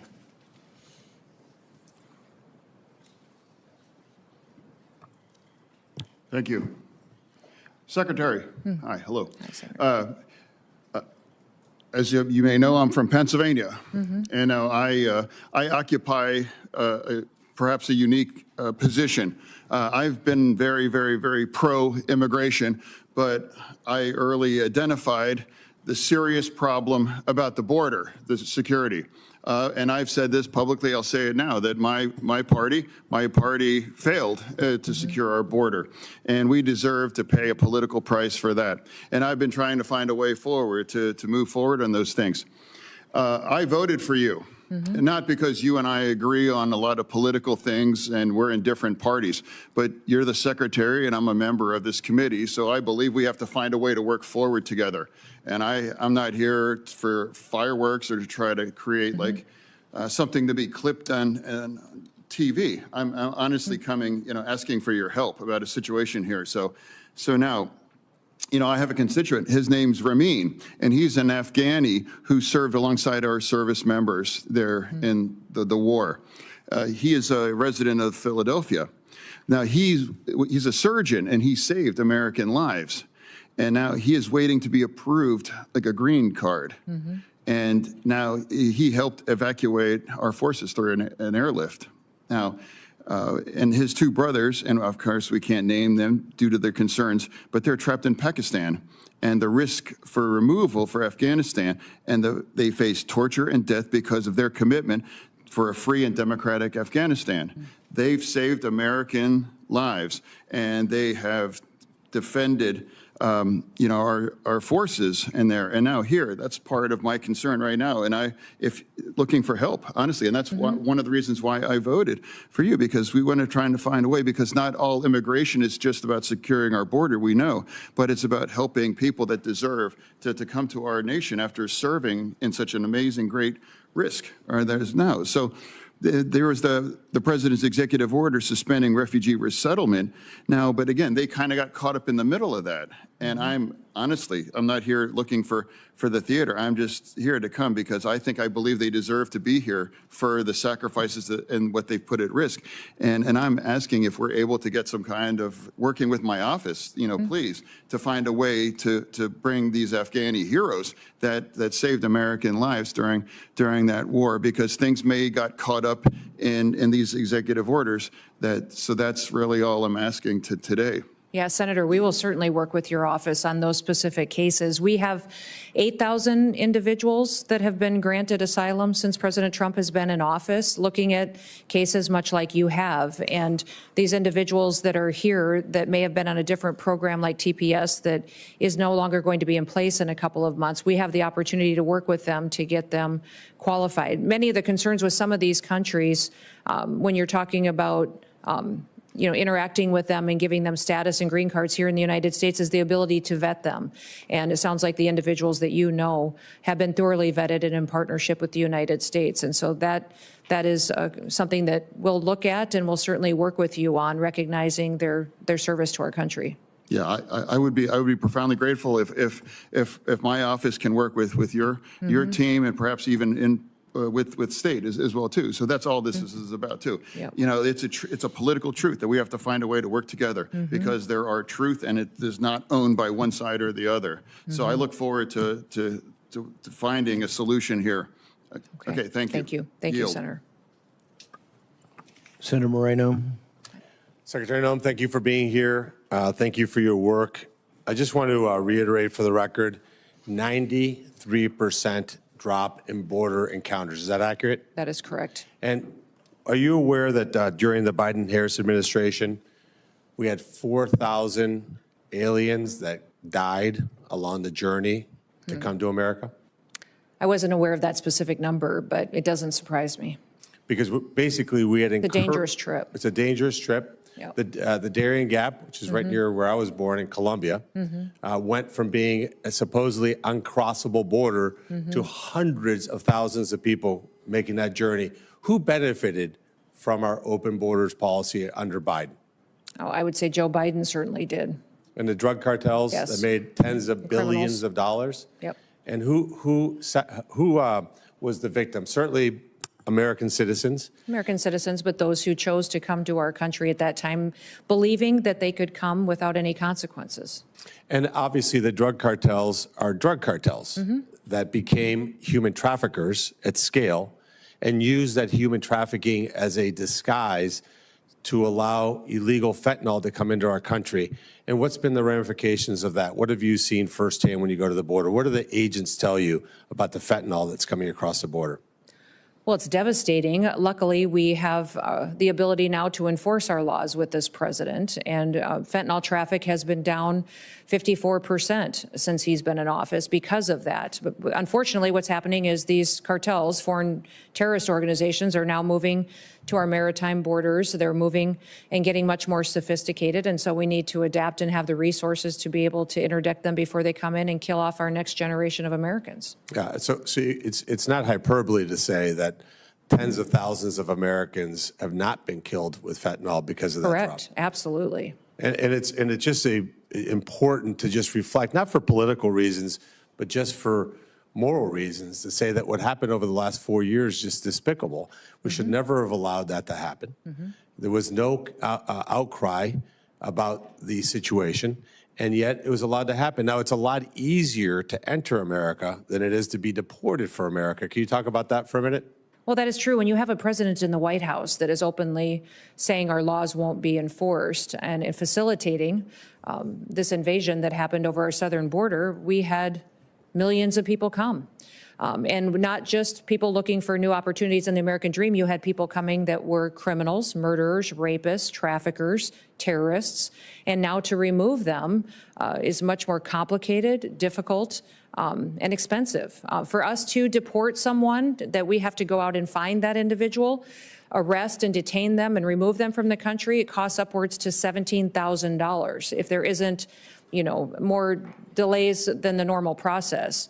That's why we're encouraging people to self-deport. If you are here illegally, we recognize that you may have been here for a period of time, but if you want to leave and have the chance to come back someday, leave on your own. We will facilitate that. We'll buy you a plane ticket. When you land, we will give you $1,000 that you can get started with and provide for your family. That cost of self-deportation is $4,500. So much, much more cheaper for the American taxpayer in how we make sure that we really are following our laws and that the people here in this country, the American citizens, are treated with the respect that they're due by coming here through the legal process and being a part of our future.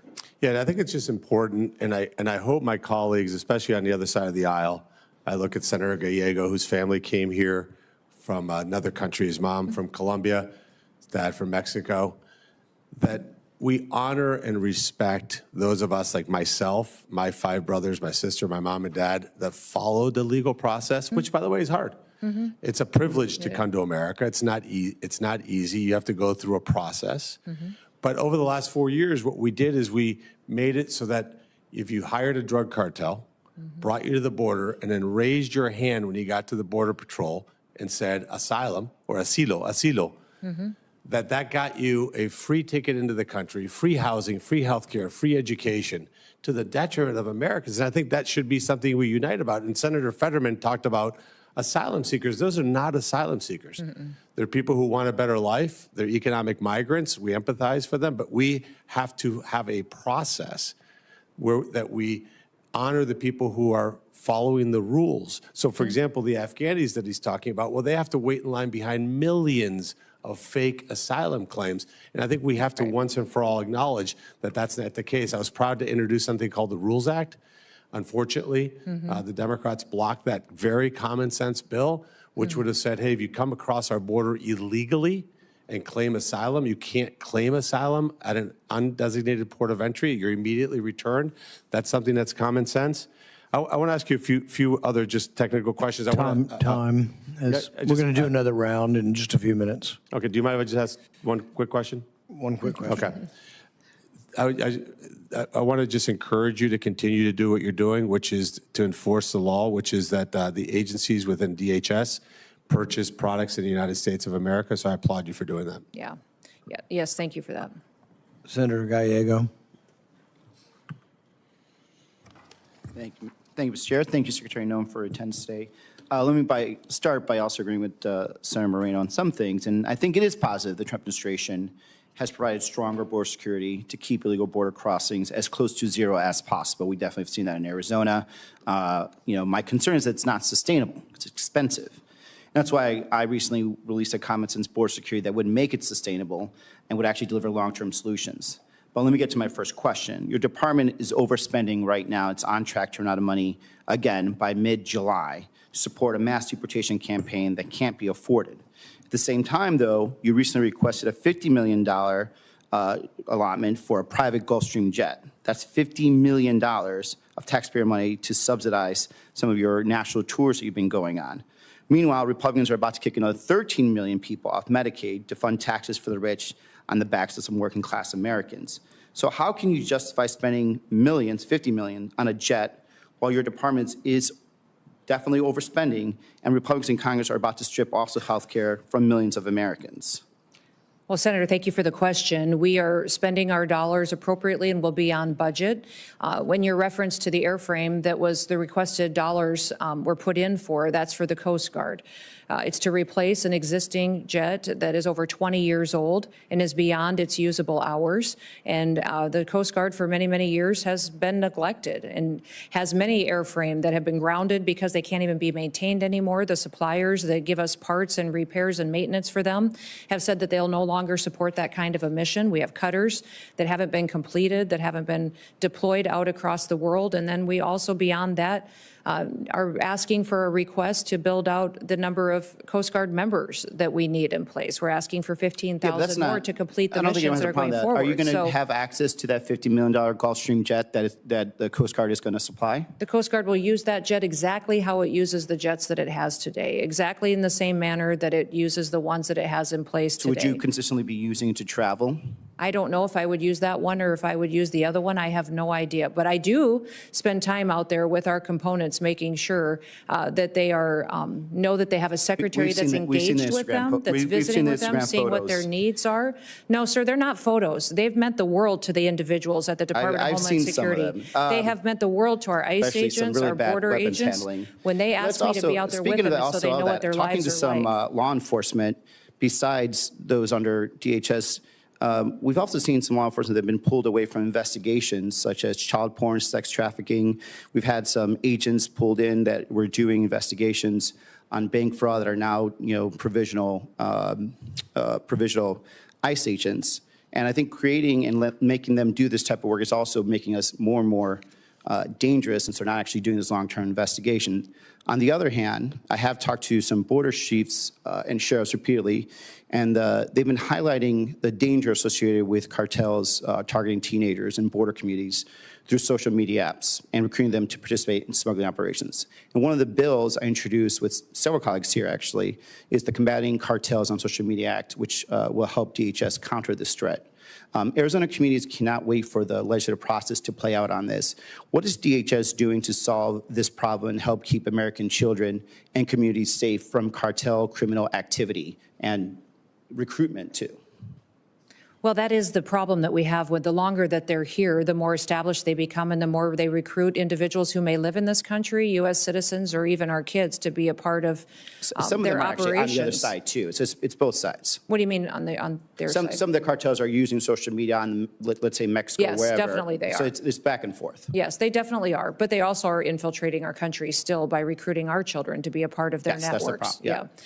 So we're working with not just the experts that we have within CBP and ICE, but also using our other components to address some of the sophistication that we've seen in these apps, as far as CISA and partnerships that they may have with private industry that can give us insight in what we can do to deploy our own counter-terrorist activities and applications to those systems, what we can do to make sure that we're stopping their ability to communicate with our children and bringing awareness. The Department of Homeland Security has programs in different areas, such as the Know to Protect and the other programs you may be familiar with. Have you been able to work directly with the social media companies, though, not just through the legislative process? We have had conversations with the social media companies. And because by the time we get around to doing it, we're losing more and more people. So like having a very direct conversation in a concentrated effort to actually have outcomes is going to be quicker, because they have the option to do it. We don't have to come in and do it. They just choose not to because they'd rather make more money than anything else.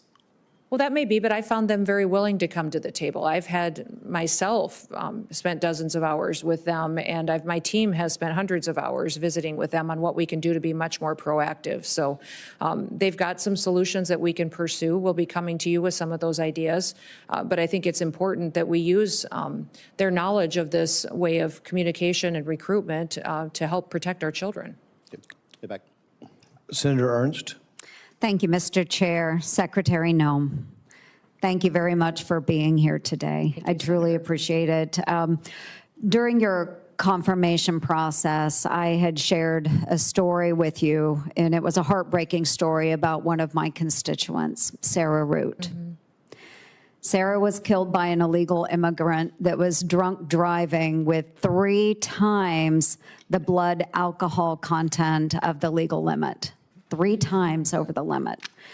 using a loophole in the federal law, that killer, he fled the country and he vanished for years. But thanks to your leadership,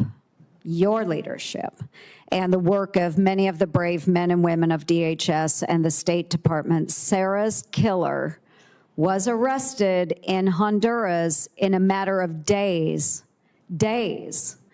after our conversation, and was extradited back to the United States. He is in Omaha, Nebraska now, and he is going through the court system there. And believe you and me, Sarah's mother, Michelle Root, her father, Scott Root, and her brother, Scotty Root, thank you day in and day out, and President Trump for having the wherewithal to follow through to bring her killer to justice. So thank you. Thank you for that. Well, thank you for telling Sarah's story. I know you had to for many, many years. That was the first time Honduras actually extradited someone for homicide. And so I think it's very important, the precedent we set, the relationship that we built there, so that we are able to get some justice for Sarah's family. And thank you for being passionate about her. And that just proves that telling your story and telling her story doesn't fall on deaf ears with this administration. It certainly doesn't. And I want to take this time and just to point out the difference in the administrations. So after this killer fled from prosecution in the United States, he was on ICE's most wanted list. That was in the Trump administration. When President Biden came into office, he actually took this killer, Edwin Mejia, off of the most wanted list. They weren't actively trying to find him. Right. They didn't care about Sarah's plight, nor that of her parents. President Trump came back into office, and again, within that first month of President Trump being in office and you being sworn in, we had located him in Honduras and was able to negotiate for the extradition of this killer back to the United States. This family deserves justice, and I'm glad that they are getting it. So thank you, Secretary Noem. Just a few moments ago, you said that you have provided the committee, quote, with 50,000 pages from COVID and the origins. I haven't seen any of those pages yet. Will you commit to ensuring that I am able to see those 50,000 pages? Yeah, certainly. They were given to the chairman at his request, and I'll certainly forward Yeah, and those them to you as documents well. those documents are up, and your staff does have access to them. Okay, great. Thank you. I appreciate that.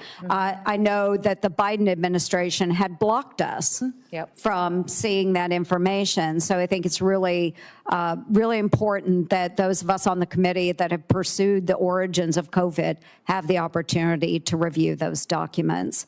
So thank you. Just in the remaining time that I have, I want to talk a little bit about the DOJ work that we have going on, and you've been a very good partner with DOJ. And I want to commend your recent efficiency. You've enhanced election integrity, and you've saved taxpayer dollars. And in October of 2024, my home state of Iowa uncovered over 2,000 cases of non-citizens. Iowa, 2,000 cases of non-citizens registering to vote or voting after self-identifying as non-citizens at the DMV. This happens every day, folks. The previous administration, again, Joe Biden's administration, obstructed Iowa's request for immigrant verification records in the days before our federal election.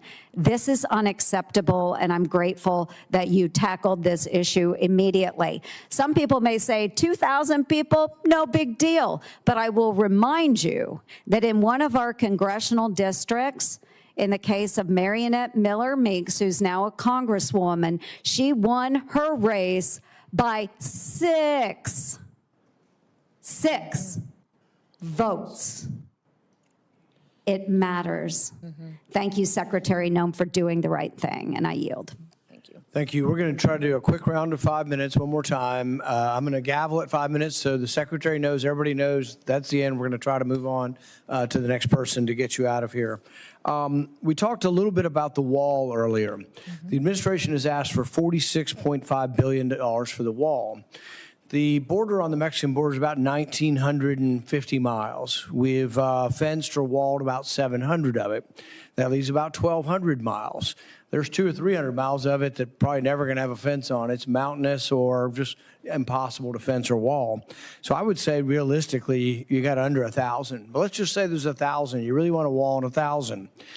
CBP says it's 6.5 million per mile. Your response today was 12 million per mile.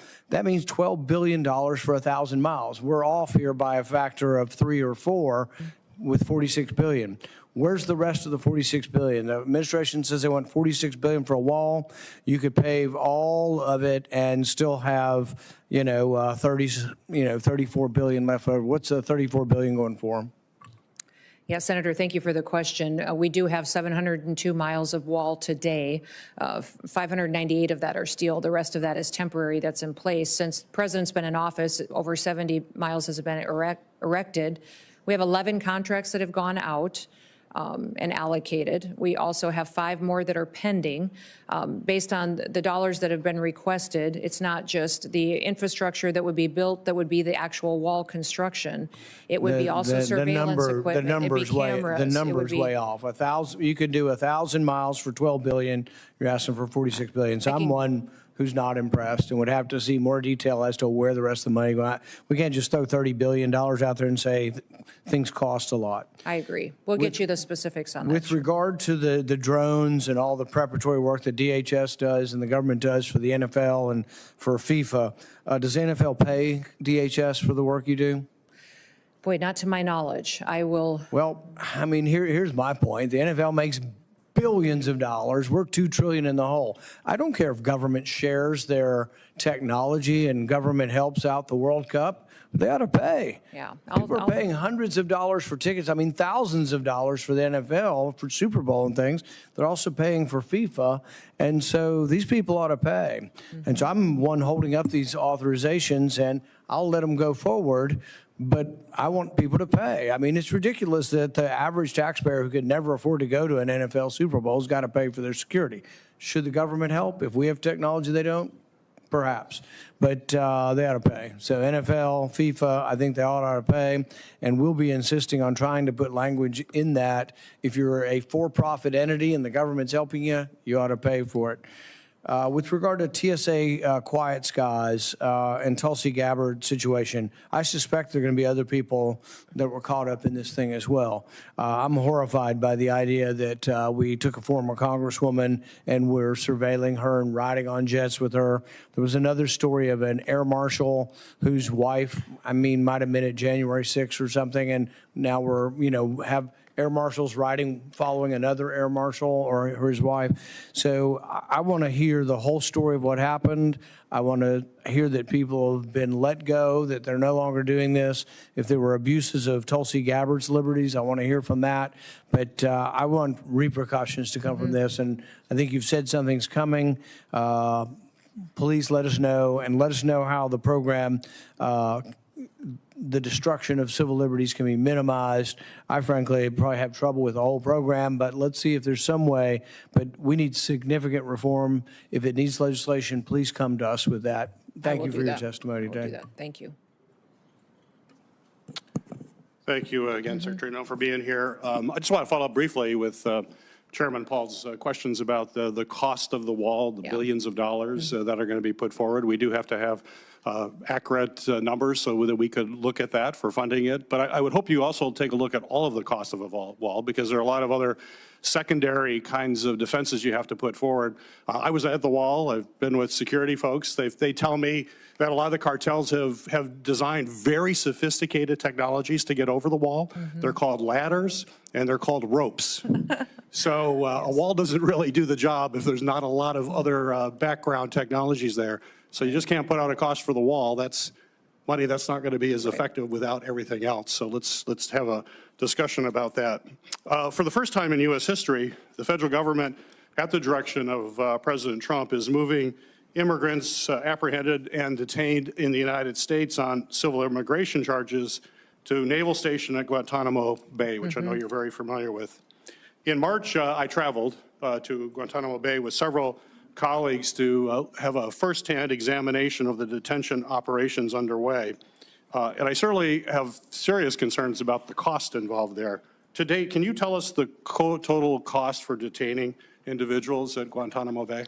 You want the cost per individual? Do you have that? I do not have that with me today, sir. I can get that for you. Well, I do have a number. Do you know how much it costs to hold an immigrant in ICE detention facility in the United States? Do you have that number? Now, are you talking per day? 100 and I believe the last estimate that I got was $142 a day, around in that approximately, per day.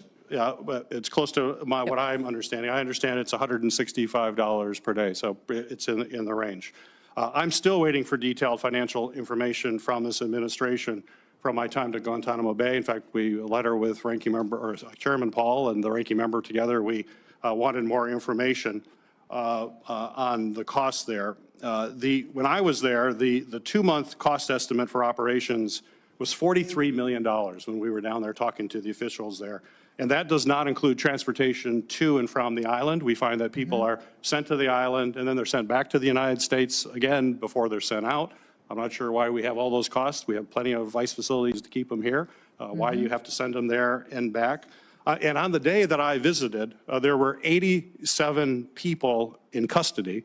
And my understanding is that's a pretty normal number. At that time, at least. So my back of the napkin calculation, we're waiting for your numbers, is that it's costing about $100,000 a day to keep someone at Guantanamo Bay. Man, this is like ripe for Doge. Why is Doge not down there? We're spending $100,000 a day to keep someone at Guantanamo, and we fly them down there, we keep them there a while, then we fly them back to the United States. Or we could keep them here for $165 a day. I think that's kind of outrageous. So, I'm concerned by the staggering cost of this, and I would hope, Secretary, you could commit providing this committee a detailed breakdown of the total cost of that operation there. There were just a sea of empty beds. There was all sorts of security folks and nobody in those beds, which is why it's so expensive. So Chairman Paul will probably use this on his Festivus report later, I'm sure, of outrageous government spending, and I'll look forward to seeing that. Secretary Noem, are you familiar with Section 872 of the Homeland Security Act of 2002? It sounds familiar, sir. You'll have to remind me the topic, yes. Well, Section 872 requires you, as Secretary, to provide a 60-day notice to Congress of any creation, deletion, consolidation, or alteration of organizations within the department that are not required in statute, which must include an explanation for the rationale behind any charges. It also prohibits you from making any changes to offices in the status. So my question for you is, why have you not provided notice to Congress of the changes you are making at the department? And will you be doing so in the near future? And will you include intended reduction in forces in that? For example, you've already terminated virtually the whole Civil Rights and Civil Liberties Office staff without any communication to Congress about your intent. And the only letter yesterday claiming all of the statutory responsibilities would be met, you sent a letter, but it conflicts certainly with the whistleblower disclosure that I received last week. So please explain to the committee why you are not following this law. Well, Senator, we are following that law. Those offices that you referenced are still open and functioning and providing their duties as required, but they have been right-sized. Many times the Office of Civil Rights and Civil Liberties, or the Ombudsman Office, which you and I visited about before, had grown quite expansive. They were used as a political tool, suing and attacking each other and censoring individuals and not doing the job for which they were created. So we've right-sized them, put them back on mission, and if there would be an instance to where notification is required, I certainly will follow that. Time has expired. Senator Moreno. Thank you again, Secretary. So following up on the themes that were just brought up, it seems to me that the most common sense answer and the least expensive way to house criminal aliens in the country is to not allow them to come here in the first place. Right, so it's whether it's $160 a day, $100,000 a day. It should be zero per day. And I hope that my Democrat colleagues, let's just codify what President Trump has done and prevent criminal aliens or anybody from entering this country illegally. That seems like the most fiscally conservative thing. So I hope when you're talking about these questions to the Secretary that we just say, let's just stop allowing people to come into the country illegally. By the way, that doesn't mean we don't want people to come here legally.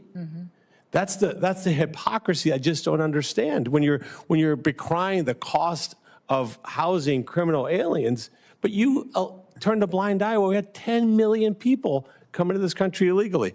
Shifting gears real quick, you were a governor.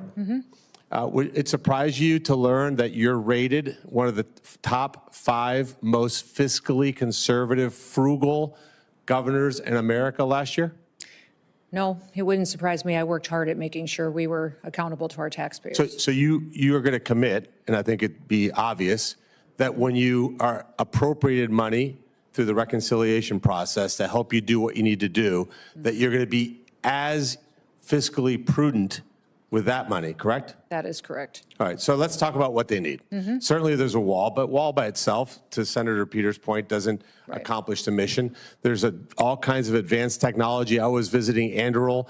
They have some incredible technology for detection that makes the Border Patrol agents' lives. You're looking at technology like that, right? Oh, absolutely. That's one of the discussions that we've had quite often with members of Congress and in these committee hearings is just the wall will look very different based on where it is. Plus, the wall was never finished, even where you have a steel bollard wall.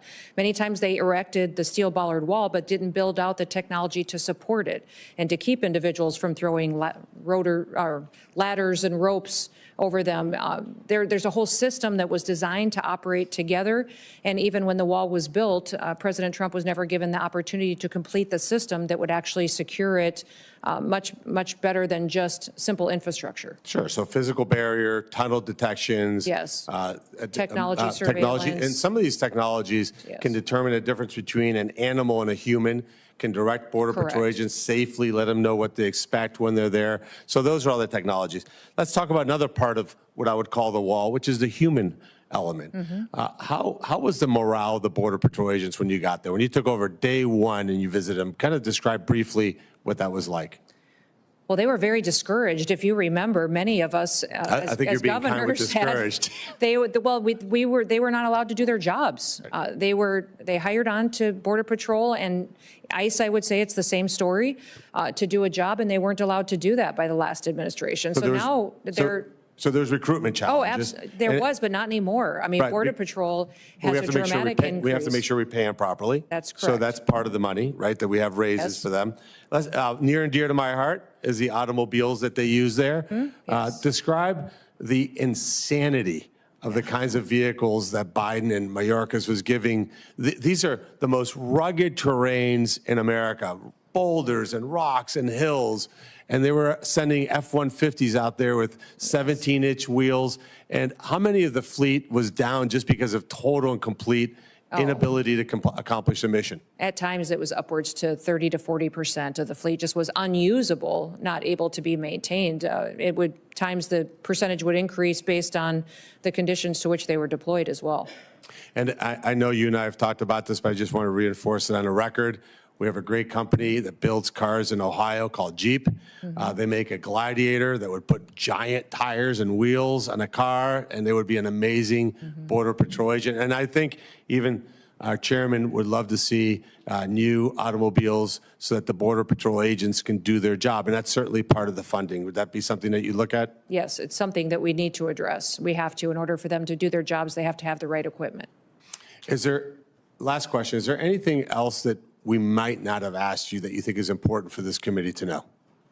Well, I think that you've covered a lot of the components. We haven't discussed the Secret Service, and I know that that's been a big topic for this committee in the past. I have the ability and the responsibility to oversee the Secret Service, and I just want you to know that we've gone away from the DEI recruitment directive that the Biden administration has utilized to recruit agents and what their purposes are, and we've made sure that they have the ability to do their job and protect the most powerful. And one of the statistics I think you would find to be helpful is we have an over 200% increase in applications to work for the Secret Service because of the work that Sean Curran and his team have done to really tell the mission and story of what they do every day and how important it is. Thank you. Senator Blumenthal. Thank you.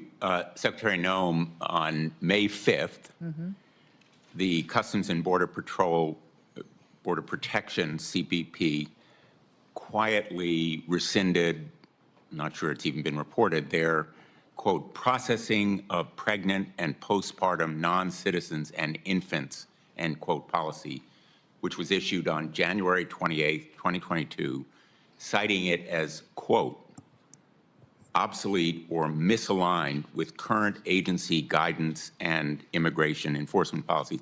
That January 28th policy memorandum followed years of inadequate care documented by a report from the Inspector General of the Department of Homeland Security showing that the treatment of pregnant, postpartum, and nursing women and infants was just horrendously and horrifically inadequate. And a recent site visit by Senate Judiciary Committee staff confirmed that this problem is continuing, that pregnant women being detained do not have access to adequate health care. Do you agree or disagree that babies and pregnant women within CBP and ICE custody should receive care that are tailored to their specific needs? And why, in God's name, would that policy be rescinded providing that care?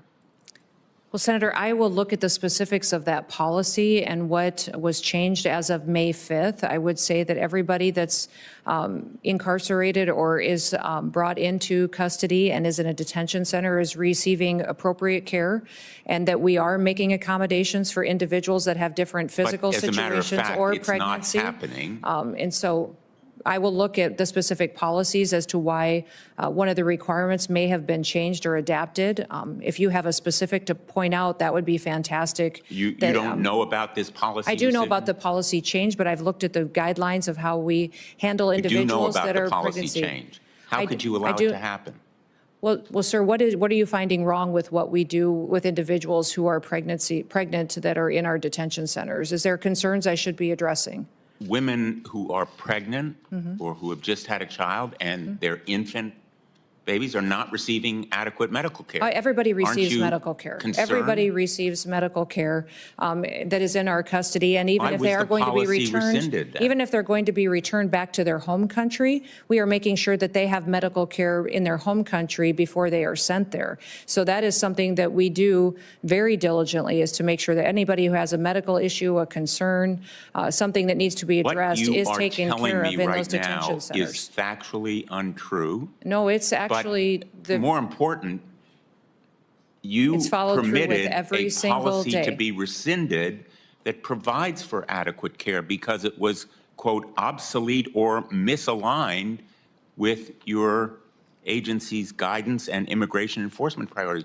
How can you sit here and tell us that caring for pregnant women or infants or women postpartum is misaligned with your priorities? Yeah, everyone who's in our care and in our detention centers receives medical care that is appropriate to them and their specific condition. Absolutely, that is happening. You're about to lose a fifth of your workforce in FEMA, correct? There are individuals in FEMA that are no longer working with us. They may have taken early retirement or deferred retirement. How are you going to meet the needs of our constituents in Missouri or Connecticut, which suffered floods recently? I saw FEMA in action then, as I've seen them over the years. They are dedicated, vigorous public servants. They appear and spend hours and days and weeks caring for people. You're losing a fifth of them, including most of the leadership. What's your plan to replace We've got them? many people in FEMA that do very good work every day taking care of people that are in a crisis situation, that are experiencing the worst day of their lives. The problem is that over the years and under the Biden administration, they failed the American people. You're not They didn't answering my question, Oh, I Madam absolutely Secretary. am. How are you going to replace a workforce You can't convince me that any federal government agency does a better job just because it has more people. More people does not equal You're not going a to be better able to job. help Better people job in is Connecticut accountability to or people and in making sure we're Missouri taking or care anywhere of in the them. country if you don't have the dedicated public servants in FEMA and you're losing them. Time has expired. Senator Kim. Thank you, Chair. Madam Secretary, I saw the proposed budget, and it showed a decrease for FEMA non-disaster grants. It was a proposed cut of about $646 million, but it didn't clarify what programs you thought that needed to be cut. So I guess I just wanted to ask, is the nonprofit security grant program one that you're considering cutting?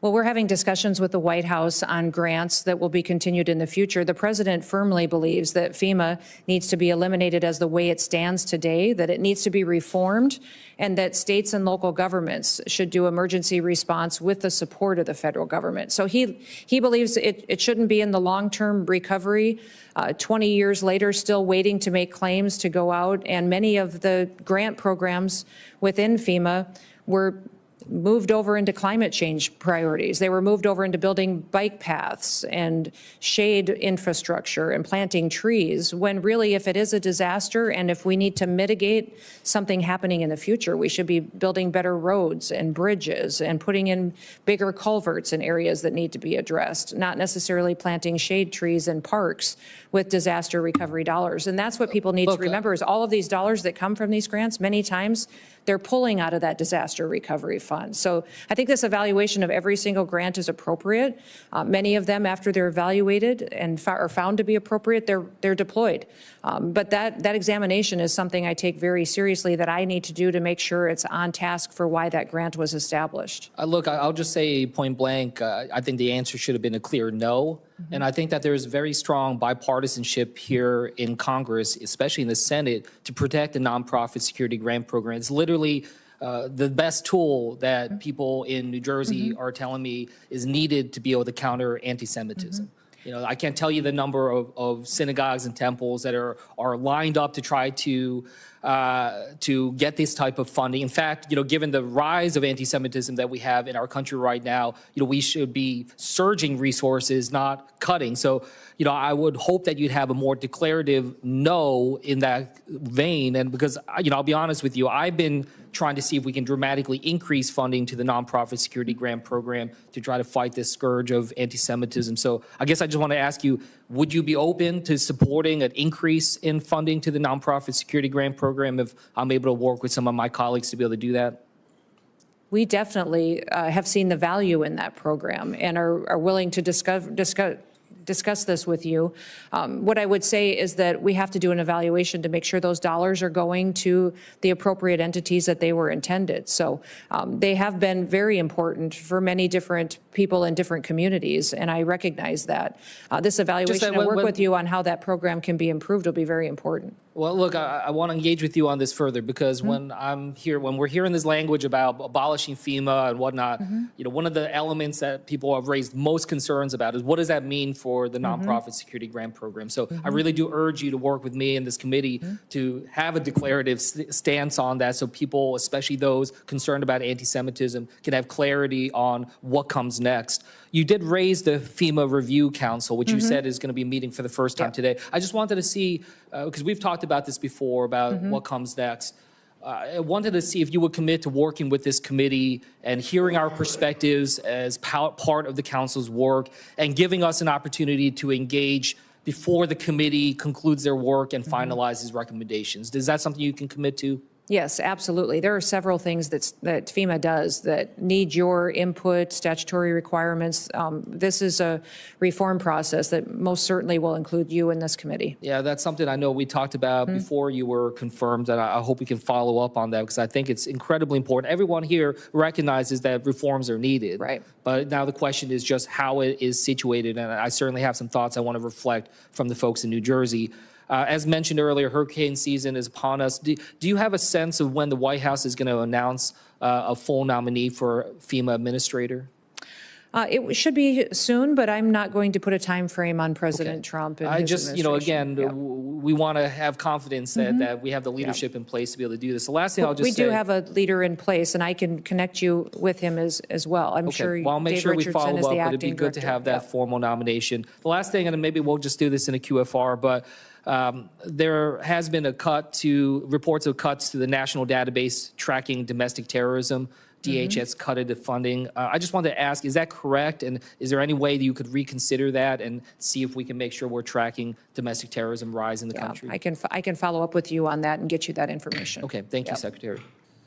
You're almost done. You've outlasted everyone but me. And you don't have to necessarily answer this. You can comment if you want. But I think one of the problems I've always had with discussion of the border is that people who often are conservative and talk about fiscal conservatism, once we start talking about the border, then it's all out the window. So the estimates on the wall, I think, are important. I don't think it's a very conservative estimate. It's more like $30 million a mile as opposed to CBP says 6. You said 12 for current. It's somewhere in there. But I also would say that you're controlling 95% of the border without a wall right now. So that's an argument that maybe you don't need a wall, you need a willpower. And I give President Trump great compliments, for what he's done and what you have done. I mean, 95% of the control, no new bill, no new money. Now, I'm not saying no new money is needed. I think you need more border patrol and you're going to need more money for that. But I think it should be within reason. Now, if I were in charge of the border, though, and I wanted immediate control and I wasn't quite there yet, I would put 100 helipads down, concrete, about 50 yards by 50 yards, and I'd put 100 helicopters along the border every 10 miles, and I'd simply use technology to patrol the border, and I'd pick anybody and everybody up who crosses the border illegally with the helicopters. And I think you could do that, and you'd probably do it for $500 million versus $46 billion. So I know the wall has a great symbolic value, but I think we should reassess what both the cost, what we want to do, and how much it costs, since we are controlling 95% of the border. I think part of it is you've moved some money forward that needs to be replaced. So I'm not against or calling for no money, but I do think that the $46 billion is not justified unless we see something else from the administration. Okay. Thank you for your time today and your commitment to work with the committee. The hearing record will remain open until 5 p.m. May 21st, 2025 for the submission of statements and questions for the record. The hearing is adjourned. Thank you. Thank you, Mr. Chairman.